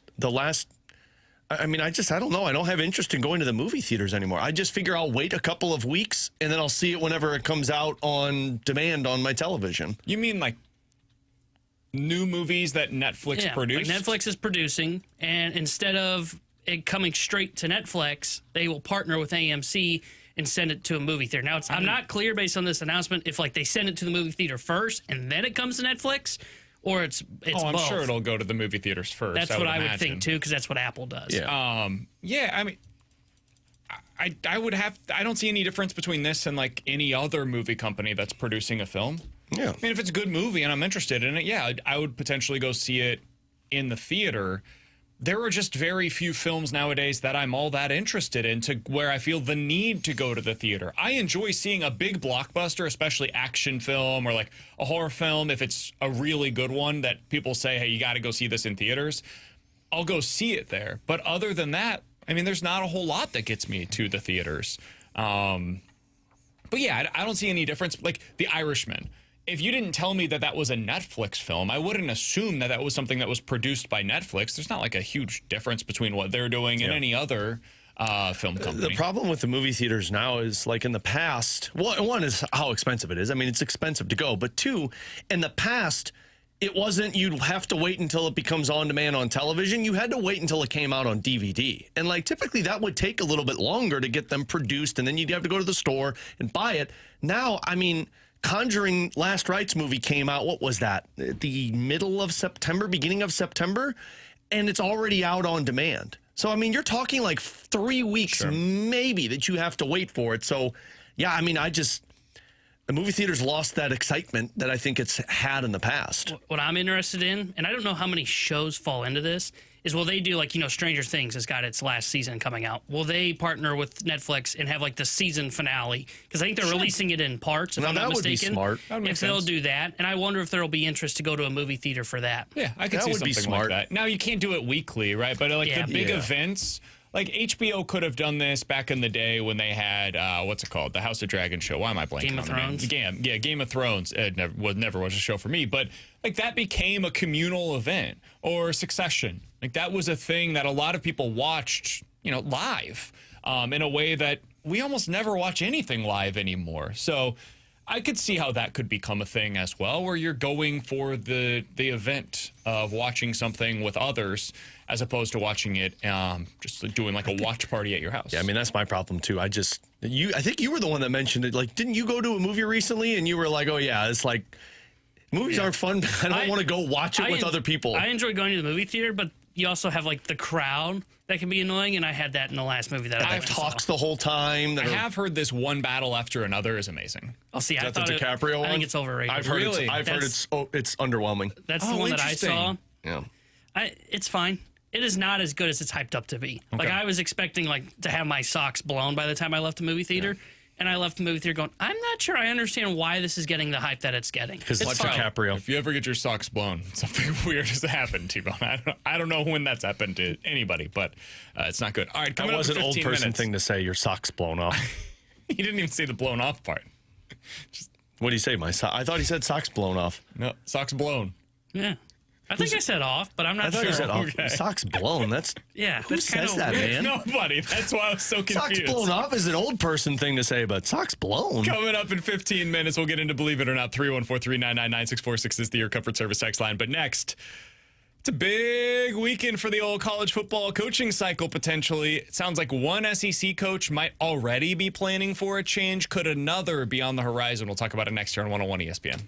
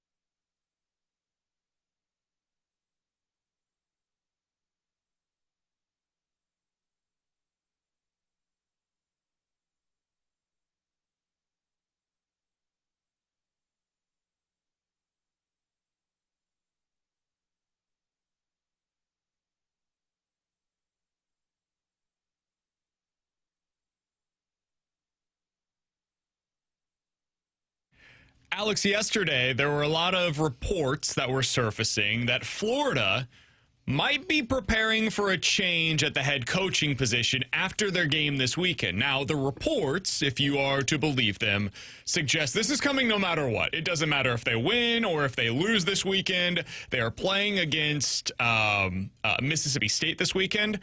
They're getting ready to head into their bye, and the Gators are ready to make a change now that they are 2-4 so far this season. Okay, that seems a little odd to go into a game and say, like, yeah, you're fired either way. Yeah, I don't really understand it either. Why not make the change now? I don't get it. But either way, it sure sounds as though that is likely heading in that direction. And even if it didn't happen after Saturday, Florida's making a change at the coaching position. Auburn might not be far behind. Missouri certainly has a say in this on Saturday. If the Tigers go down to Auburn and beat Auburn this weekend, I don't know how they decide not to make a change at the coaching position. Hugh Freeze has seemingly lost the locker room. I don't know if you guys have been following the story this week, but their backup running back left the program to ensure that he was able to maintain his redshirt status for this year, because if you play in 4 games or fewer, you can redshirt. He's a senior this year, but he's only played in 4 games thus far. And by doing so, he can transfer elsewhere next year, have another year of eligibility, and continue to play college football. So he told the coaching staff, hey, I'm going to leave. I'm going to get this redshirt season, and then I'll go my separate ways. Hugh Freeze came out and said he didn't meet the program's standards. Now, if this was just some random guy on the team, you could maybe get away with this. He was voted a team captain by his peers leading into the season, and he's considered to be one of the most beloved players on the team. So since then, a bunch of other players on the roster have posted Instagram stories and tweeted out their support of this player that has left the team. Good. Not great leading into Saturday's game against Missouri. You look out at Wisconsin. They've got a coach that's on the hot seat. Florida State might make some kind of a change. Who knows what's going to happen at North Carolina after the season, Alex? There are others that could become interesting. Is this going to be just the cycle from hell? Penn State's already open, and now you add in all of these other options. What the heck is this going to be like? I mean, it sounds like, but to me, this doesn't make any sense. Like, what? Like, I mean, look, if you're Florida, who cares, right? You're 2-4. You know that the season's lost. Fire the coach. I don't understand bringing him to the next game and then firing him. But in the middle of the season just feels odd, doesn't it? Because it's not like the next big thing is out there available for you. The rest of your season is going to be basically a dud unless you hope you get some, like, you know, rejuvenation from firing the coach and the team's inspired now. I think it would make more sense to do all of this stuff in the offseason, like once the season's over for your team and program, than do it in the middle of the year, because it's not like you're getting the next hire that's going to change the outlook. I guess recruiting and transfer portal is why you want to get the next guy in place sooner rather than later. Remember how people felt about John Mozeliak toward the end of just, I need something different. Just change for change's sake. Yeah. That's college football. So much of it is just, I can't hear this guy tell me about how it's going to get better anymore. But like in the sense of Auburn with Hugh Freeze and Napier with Florida, and even somewhat James Franklin, I have to imagine, in Penn State after you lost that big game, then why didn't you just do it in the before the season began? Well, you couldn't have done that with James Franklin, because he's coming off of a college football playoff appearance. But you're just waiting for the next loss so that we could say, cool, let's move 100%. on. I don't think that's the right strategy to run a also, program. to be fair, they lost a big game against Oregon and then lost two of the worst teams in the Big Ten. Historic I know, but losses of 20-plus point favorites. You can't lose one of those, much less back-to-back. No, totally not. But like behind closed doors, it's like you wonder if the checkout was already there, because it felt like there was probably bad ruffled feathers before the season even began. No doubt. And I wonder if this was always going to end this way for James Franklin. There have been a few stories that have posted about how things have just gone stale. Yeah. And sometimes that happens when you're at a program for, a decade.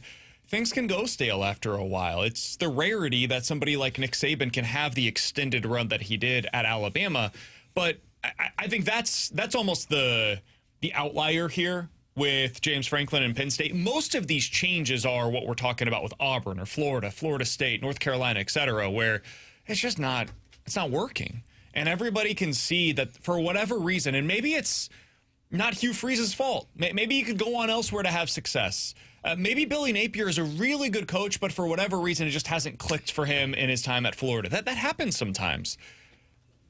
I think sometimes in college football, though, if it doesn't click in today's game, you kind of do have to make a change pretty quickly. You've got to see some signs of, okay, I see where the progress is coming from. Like Eli Drinkwitz in his first couple of seasons at Mizzou, he was a 500 coach. He was a 500 coach until year 4. And then in year 4, you saw it manifest on the field. But prior to that, you had seen this guy is recruiting like a madman. He's recruiting at a level I had never seen before at the University of Missouri. You could see signs of progress where it's like, okay, this is getting better. I think he's going to be able to make this thing work. Then he hired an offensive coordinator. It was like, okay, that's a big step in the right direction. There was stuff that you could tangibly hold on to as a Mizzou fan to believe that it was going to work. I think for a lot of these programs, they don't have that. They don't have that thing that they can cling to. And for some of them, man, they ain't Missouri. Like, Florida views Mizzou as below them. I'm not telling you they should, but they do.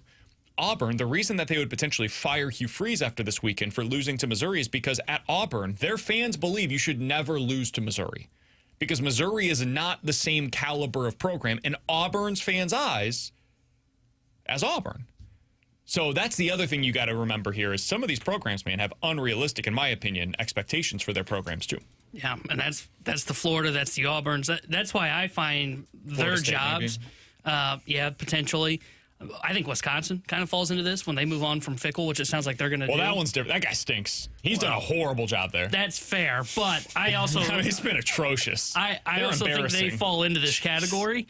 But, like, that's where it gets interesting is, like, okay, so who are the guys you're going to go out and hire, right? Like, that's the part that Are they viewed that way anymore across college? Like, what you just said, I agree with. Like, Auburn feels it is bigger than Missouri. Yeah. Same with Florida. Florida does. Do coaches look at it anymore that way? And this is where this conversation, the coaching carousel, it can get wild, and we will see. But it will tell a story about how programs are viewed across modern college football. That will be the one that is interesting to keep an eye on, because typically there would be coaches that would look at their role, whether it was at like Vanderbilt or Missouri, and say, yeah, we're at like the bottom of Kentucky, for example. We're at the bottom of the SEC. It is an improvement for me to go to Auburn, for example, or Florida. I don't know if that's the case anymore. It's also rare, though. That doesn't happen as often as I think people would like to believe. I remember when Mizzou had the Eli Drinkwitz coaching cycle, and they came out with that first. There's been a story that's been written about this by PowerMizzou.com. Gabe DeArmond did a really good job on going through what led to them hiring Eli Drinkwitz. The first time that they submitted their proposals to the board of curators of, hey, here are the finalists for the job, it was like Blake Anderson, the other Norvell brother, and one other. I can't remember who the third candidate was at this point. Munkin. Not Todd Munkin, but Munkin's brother who's at Army. I think those were the three. And the curators came back and said, this isn't good enough. Like, you better come back with a new list because these coaches are not up to our standards. But those guys are at smaller schools. That's the majority of where these teams get their coaches. They come from a smaller school. They come like Memphis is a feeder for SEC programs. Houston is the kind of program that used to feed these big programs their future coaches, right? Because you go from like a lower group of 5 to Houston/Memphis, that level of a program, and then you get the big job. That's traditionally speaking been the way this works. Or it's a big level, high level coordinator like a Kirby Smart that's going from Bama to Georgia.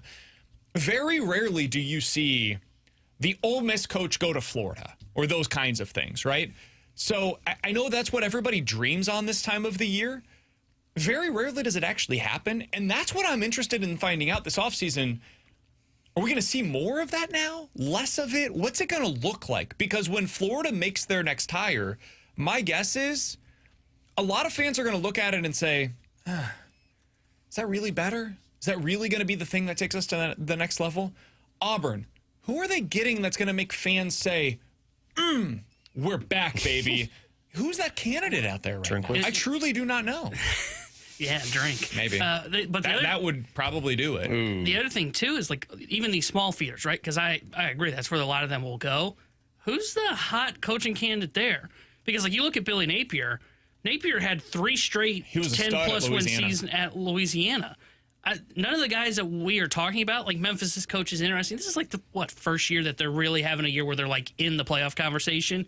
Boise State's head coach was thought to be that because they got the playoff last year. They're not going to make the playoff this year. They've got the loss to South Florida. Maybe South Florida's coach is the guy. This is the first year he's really had success at a small program. Typically, a lot of these guys, when they would get plucked from these programs, they typically had like multiple, at least 2 good years at their small program. I just don't know who that guy is that's going to make that jump to where it's like, hey, I'm going from the American to the SEC. Talk about living in a different world. At the American, there are no expectations. Even if you are on a good program, there's not a lot of expectations. I love the coaching cycle. It's one of my favorite things about college Drink football. doesn't like it when you talk about it, though. Yeah, I know. We're not talking about. We're ignoring it and forgetting it. I just think so much is changing right now that it used to be easy. Ohio State's a great job, a truly fantastic job. Bama, amazing job. Like you knew what the blue bloods were, and nobody questioned those. So yeah, you don't leave those jobs ever. And if you're anywhere else and that job's offered to you, you take it for the most part. And now you look at it, and I think Penn State is going to be the prime example of this. It's in the Big Ten. It's a legit contender. It's fertile recruiting grounds. Like, you've got all the money that you could ask for, unbelievable home field advantage, the ability to win at a national championship level. There's really nothing that you can't have there. And yet, if you don't, you're fired like that. So the expectations are there. The opportunities are there. Is that better than what Curt Cignetti has at Indiana, where he's showing he can still win at that same level, and he's got the money support and all of these different things? Is Auburn a better job, like definitively, than the University of Missouri? These are questions that some of these coaches are going to be asking. And for the first time, the answer might be no. I'm better where I'm at. That's going to be an interesting thing to see going into this offseason. I think that will be held true across these mid-tier, if you want to call them that, SEC Big Ten schools, like Drinkwitz's job. I think Drink may actually end up staying. I think like Bielema, Cignetti, those guys would stay at their spots. I think where this is going to get interesting is the ACC and the Big 12 because there are no powerhouse teams. Outside the ACC, you've got Miami, Clemson. That's about it. Florida State, it's a chance Norvella's gone. Anybody else like the Virginia head coach who's having his breakout year, I can see where he says, you know what, it's hard to sustain this in this second tier, the Power Four. Oh, no doubt. I will make this jump. Those are the conferences that I think you're going to see get picked apart for their head coaches. He's T-Bone, that's Alex, I'm BK. Coming up next, believe it or not, here on 101 ESPN.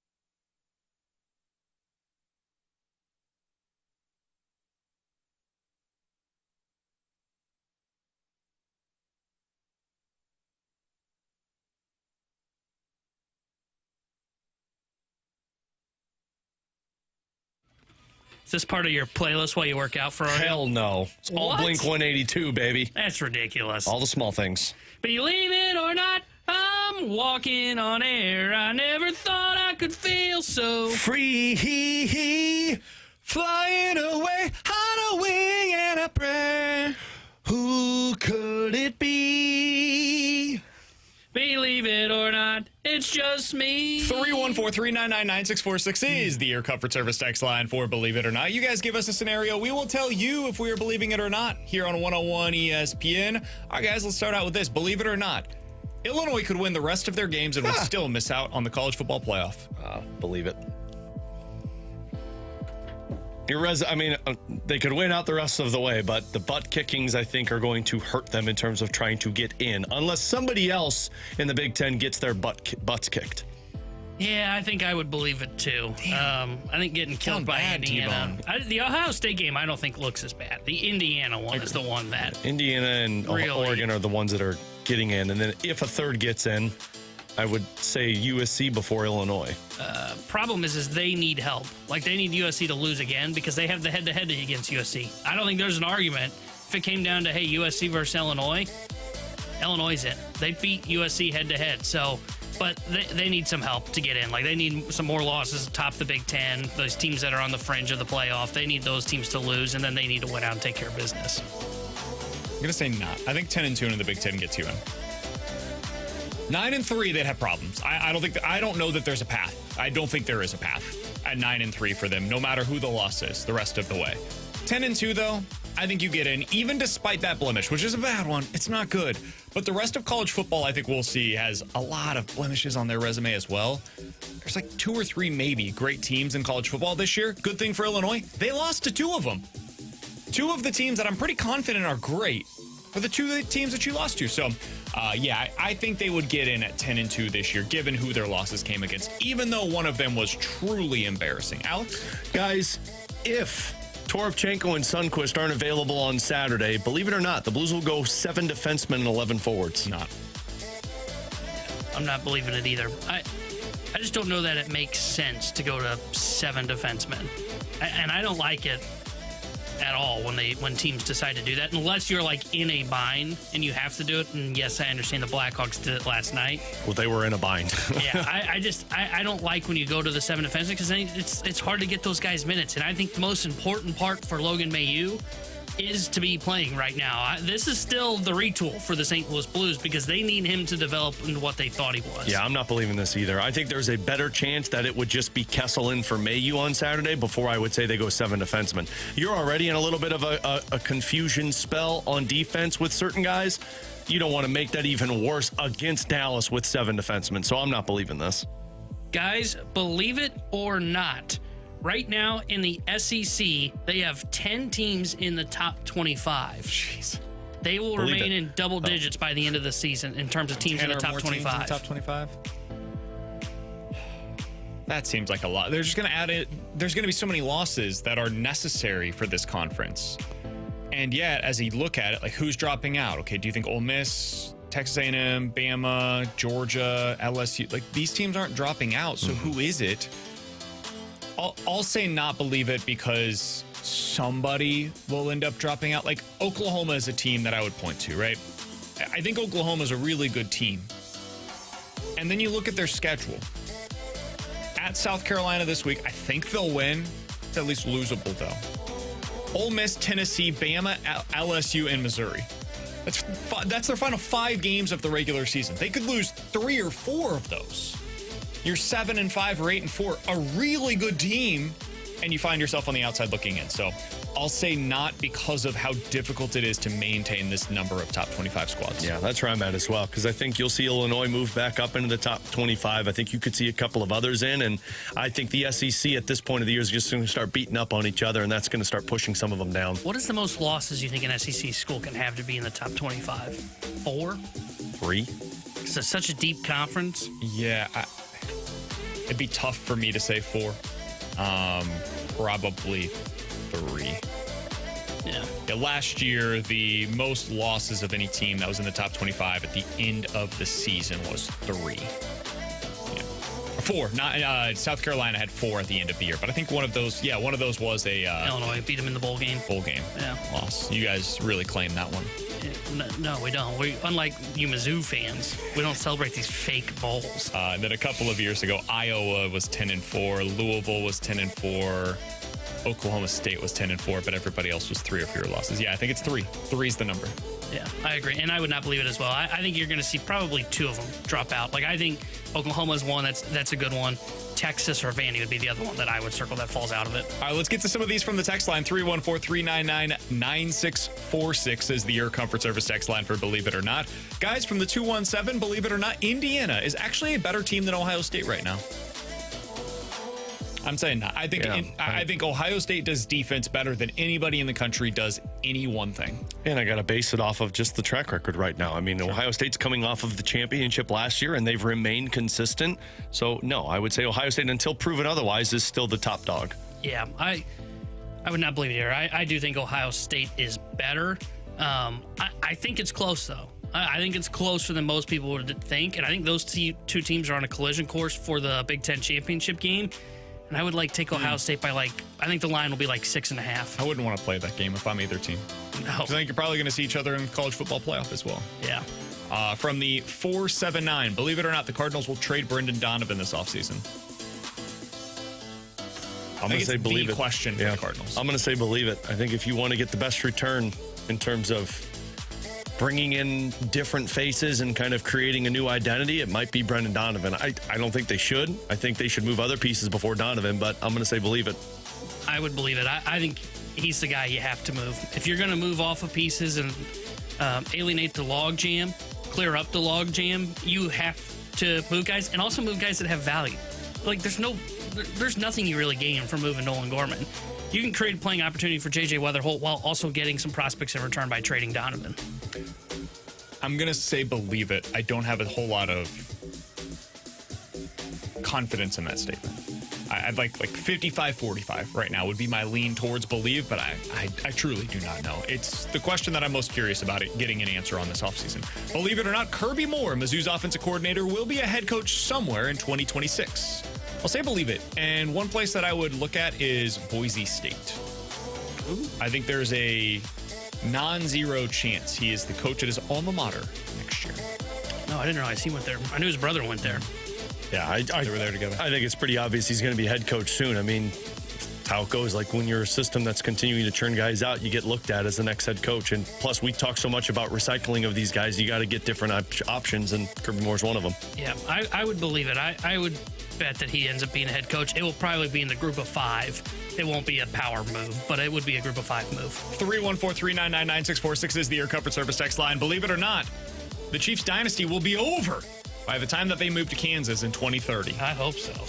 I'm not sure they're going to be moving to Kansas that quickly. I'll start out with that. 2030, that's 5 years from now. Mahomes will be 35. I'll say not over. He said recently he wants to play into his 40s.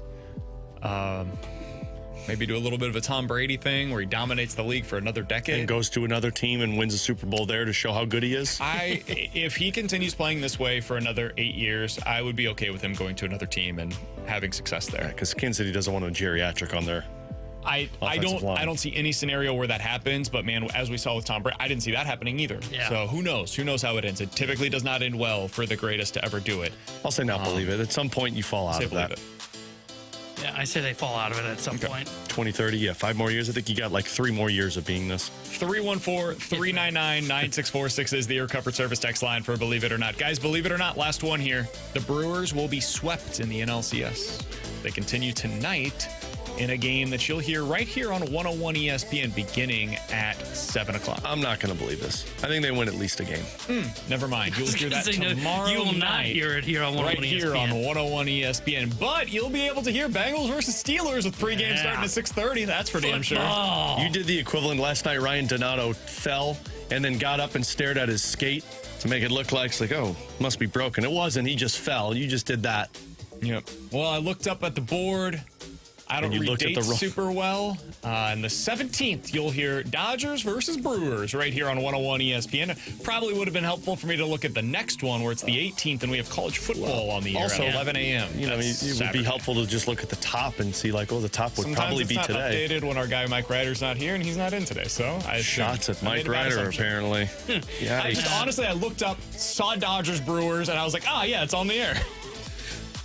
I will say not believe it. I think the Brewers will get at least a game. Another giveaway should have probably been that the game starts at 5 o'clock today, not 7. Yeah.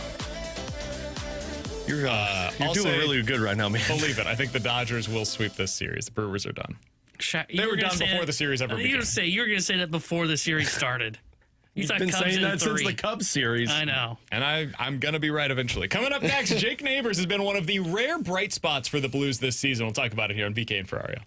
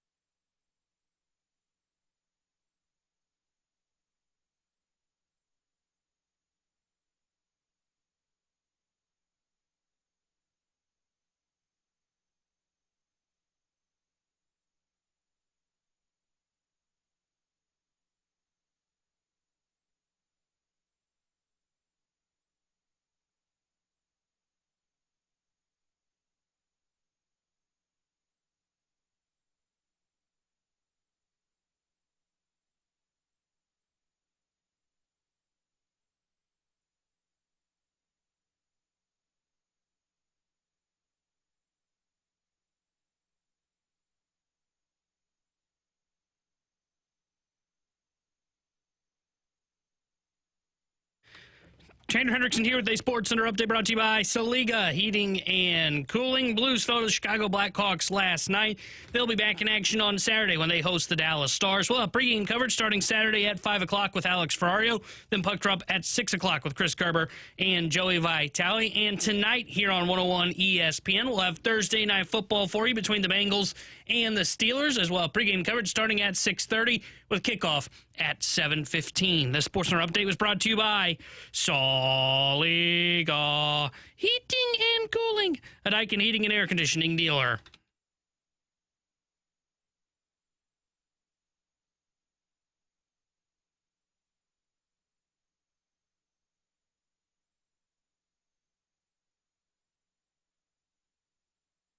Push to Perico. Now to Neighbours. Cross ice they go. Post save. Rebound loose. Neighbours, he scores. Jake Neighbours. Quick answer again for the Blues. 15:31 to go in the first. They're tied at 1. It sounded like last night right here in your home of the Blues 101 ESPN. Chris Kerber on the call. Jake Neighbours now with 4 goals on the season, 5 points that leads the team, Alex. He also is not a negative, which is something that stands out among many of the players on the team so far this season as well. Alex, he's been rock solid. 4 goals on the early portion of the season through the first 4 games, and that's not something that I anticipated out of Jake Neighbours. He's been up and down in the lineup. Last night he played about 13 and a half minutes. He's been roughly around 15-ish so far this year. Has anything stood out to you that is different about Neighbours this year? I don't know if it's different. It's just he looks hungrier now. And that's not taking anything away from what he's done in the past. I mean, he scored 27 and 22 goals in back-to-back years when he was, 21 and 22 years old? Pretty good. But, just that goal that we came back with there. I mean, the goal against Calgary, he's just taking power moves straight to the net. And before, it just kind of felt like it was him floating around the net and waiting for somebody else to create that opportunity. Now he's just doing it himself. Now it's just a matter of power move straight to the net, and when the rebound's there, I'm going to capitalize on it. So, I mean, again, I don't know if it's different. I think it's just continuing to see the growth of confidence with Jake Neighbours to where now it's feeling like, yeah, I belong in this league and I can outplay anybody that I'm on the ice against. And then, I mean, you saw what he did after that Nazar goal where he gets beat. What's his first reaction? To go right after the guy. So he's just molding into that power forward that the Blues have lacked for a really long time. And now you're just looking at somebody who's gaining more and more responsibility. Snuggerud comes off that line. They put Neighbours up there. That means they trust him defensively. So you get that responsibility on top of being a net front presence, on top of being viewed as one of the leaders that's younger right now. So, yeah, I think you're just seeing more confidence emerge. And I've made the comp in the past. I don't know if he's ever going to put up the same numbers. But, I mean, he just is evolving into like a Zach Hyman-esque player. To where when he's on the ice, you expect him to be around the net, and any opportunity he gets, he's probably going to finish with. I think he's more skilled than we give him credit for. I agree with that. I think I put him into this box of being just the power forward, where basically everything's going to come at or near the front of the net. And I don't think that's entirely fair. I think some of his best work is coming off of the rush. And this was the case at times last year as well. But, and like the finish that he had last night, that's a goal scorer's goal. Yeah. And he's also, and this is not necessarily something that always is applicable to the in-game settings, but like, he's one of their best players when it comes to the shootout.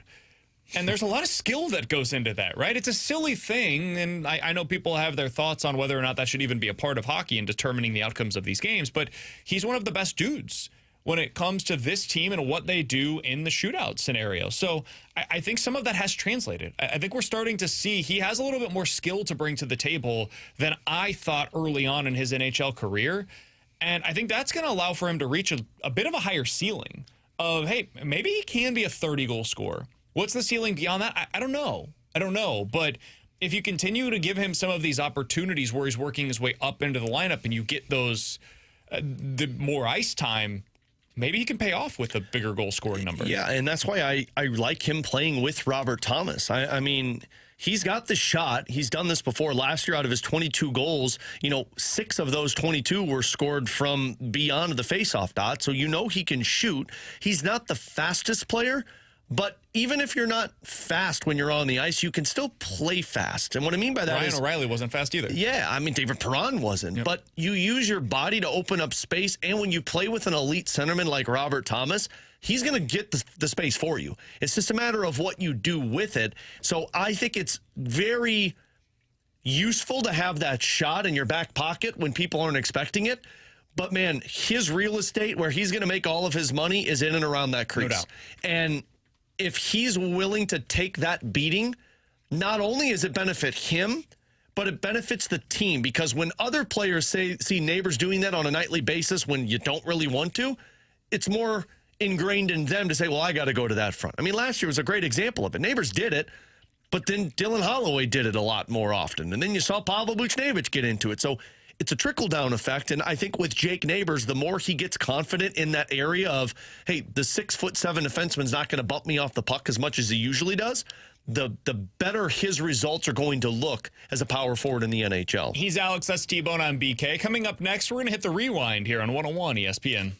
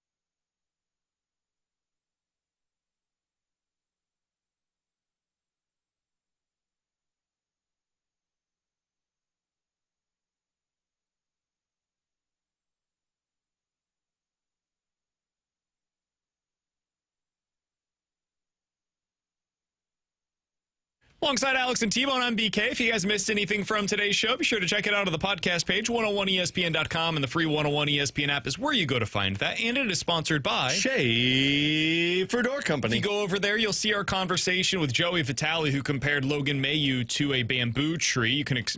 You can hear his explanation. Dirt pile, then a bamboo tree. Over on the podcast feed. Also, Chaim Bloom, Cardinals president of baseball operations. He joined us earlier today, had a 15, 20-minute conversation with Chaim. So if you missed any of that, definitely check it out after the show today, 101ESPN.com or the free 101 ESPN app. You can also check that out on YouTube because he did join us on the YouTube feed, youtube.com/101ESPN STL. All right, Alex, for the rewind, we'll finish where we began, which is with the Blues laying an absolute dud last night on home ice. At least it wasn't an egg, you know? Gave up 8 goals again. It's not what you want. We said this at the beginning, and I'll just reiterate. You lost that game because your goaltending wasn't good enough. Full stop. But I would like to expand the conversation beyond just what we saw last night. And that is where you get into the Logan Mailloux conversation, where he's really struggled so far this season. I think it's fair to acknowledge as much. That does not mean that he's going to be a terrible hockey player. It does not mean that 5 years from now, he can't be a really good hockey player for this team, or even 5 weeks from now that he can't get there. But right now, he's not. He's a -7 on the ice, and that's indicative of his performance by any metric that you want to look at. Alex, when you think about how they can best utilize him over the next couple of weeks to try to get his confidence back, whatever that may look like, what do you think the game plan should be here? I think it's got to be you keep him in the lineup. And I know there are some that view this as we'll send him down to the American Hockey League. To me, that doesn't benefit him because the American Hockey League and the NHL are two very different leagues. It's like sending a guy down to AAA in major leagues. Like, he's done it already. You got to keep putting him in the lineup, and you got to be consistent with it. Like, I think Mike Weber handled that well last night. The game was out of hand. Mailloux had a rough game, just like a lot of guys did in that one. But he didn't miss shifts. He'd skip a couple of times. They would double shift, but he played the same amount in each period. It's not like he sat on the end of the bench for the entire game, because that's how you're going to lose confidence. That's how you're going to be like, man, I'm not playing well. It's like, what am I supposed to do? Mailloux knows that he needs to be better, but Mailloux also is learning the nuances of what the Blues want from him. I think what's been the biggest flaw for Logan Mailloux so far this season has been he's been overly aggressive in the offensive zone, and it's been putting his teammates in a rough spot because there's a lot of odd man rushes. That's going to come with time. It's going to come with reps. It's going to come with knowing when do I pinch, when do I not pinch, making sure I'm communicating so the guy on the ice knows this. So putting him in the press box, if it happens, when it happens, because it's going to happen, is not a bad thing. It's a good thing. But I think you have to stick with this consistency of keeping him in the lineup, keep him with the same guy that he's supposed to skate with, keep him with Philip Broberg so you can figure out how to best utilize his attributes and keep building the confidence. Because it's not just on Mailloux. Like, if you want Mailloux to continue to grow and build confidence, then the other 4 guys, 5 guys if you include the goalie, also have to make sure that they're covering for him so he's not put into a bad spot. Yeah, this was the concern about him coming into the season. This is not new. That's the other part of it is, like, if you read anything from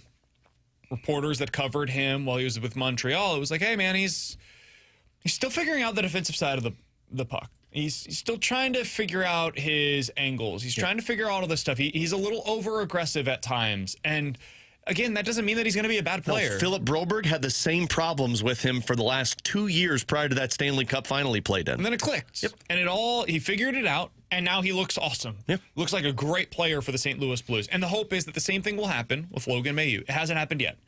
When it does, they'll hopefully have a big puck-moving defenseman that can play well on his own end. And you could see the physicality. Oh, yeah. Like, that's something that he's already brought to the table. And he's not afraid to unlocking everything else. He's not afraid to shoot the puck. Sorry, BK. Like, I think he had 5 shot attempts last night, too. Like, only one hit the net, so you got to make sure that you're hitting the net with it. But he's not afraid to shoot either, so he's got all the attributes. It's just understanding how to perform when you're out there. And the reason why it's a conversation is because the Blues need Logan Mailloux. Yes. They need this guy to be good. And so then it becomes a question of what is the best way to get the most out of him? How do you continue down this path of development? Is it continuing to play the way that Alex mentioned? Is it going back down to the AHL the way that some of our texters have mentioned? Or is it sending him up to the press box and learning from that angle? Being next to coaches who can walk him through things of, hey, here's what we're seeing here. For tonight, let's watch Philip Broberg. Let's see what he does. What allows him to unlock his best potential? The next night, let's watch Justin Falk now. Here is what you should do in these spots. All of that stuff has value. It's just about, for him specifically, what is the thing that works to unlock his potential? We'll see what they decide to do over the coming days. Yeah, and Joey mentioned that on pregame yesterday, and to kind of emphasize it, when he goes up top, he's going to realize that, hey, I don't have to be as quick with my decisions. I don't have to force plays fast because I've got more time. Or, hey, I don't have to be overly aggressive in pinch here because this guy's got it and I'll cover for him there. That's what watching up top does for a younger player. Baseball back in action tonight. We got a doubleheader. Brewers versus the Dodgers. The Blue Jays versus the Mariners. Both of the CSs are in action. You will not hear them on 101 ESPN tonight. You will hear them tomorrow, though. Alex, on the Brewers versus the Dodgers series, I mentioned this earlier. I like the Dodgers in this one. I think that they will sweep the series. Tyler Glass now on the mound. He's going up against, yes, another opener for the Brewers with Aaron Ashby getting the quote-unquote start. He'll give you like an inning.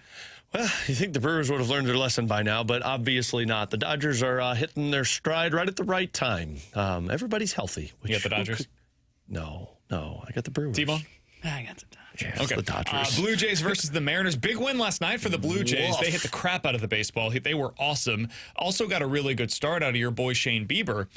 Who do you like in this one? It is basically even odds in Vegas right now. Blue Jays versus the Mariners. This one in Seattle with Castillo versus Max Scherzer. I like the Mariners in this one. I like the Mariners in this one. I don't think Max Scherzer's the same. I agree. I think Scherzer's very short out and gets roughed up. I think Mariners win it. I'll go 5-1. You excited for the NFL game that you'll hear right here on 101 ESPN tonight with pregame coverage starting at 6:30, Alex? I will be going to bed right before those guys kick off. Steelers versus the Bengals in Cincinnati. Better known as the ARP game. Steelers are a 5.5-point road favorite. I do like the Steelers in this one. I actually think Rodgers might have a pretty decent game. Hendrickson's not playing tonight, too. Ooh, really? Yeah. Yikes. So go Steelers and go the over. Yeah. I got Rodgers on one of my teams. I think the Steelers will win this one by a touchdown. Oh, I think 2 touchdowns. I don't know if they're capable of that. I'll go Steelers win by 10. I think Flacco will end up having a decent day. Really? Yeah, yes, because I think he fits well with their receivers. I don't think it will be necessarily his doing, but we saw this when he was with the Browns as well. A couple of 50-50 balls go in the direction of T. Higgins and Jamar Chase. They catch a couple of them and be like, oh, it's a moment. No, then he'll throw a pick 6 and the Steelers will win. The real question is which grandpa wants to go to bed first?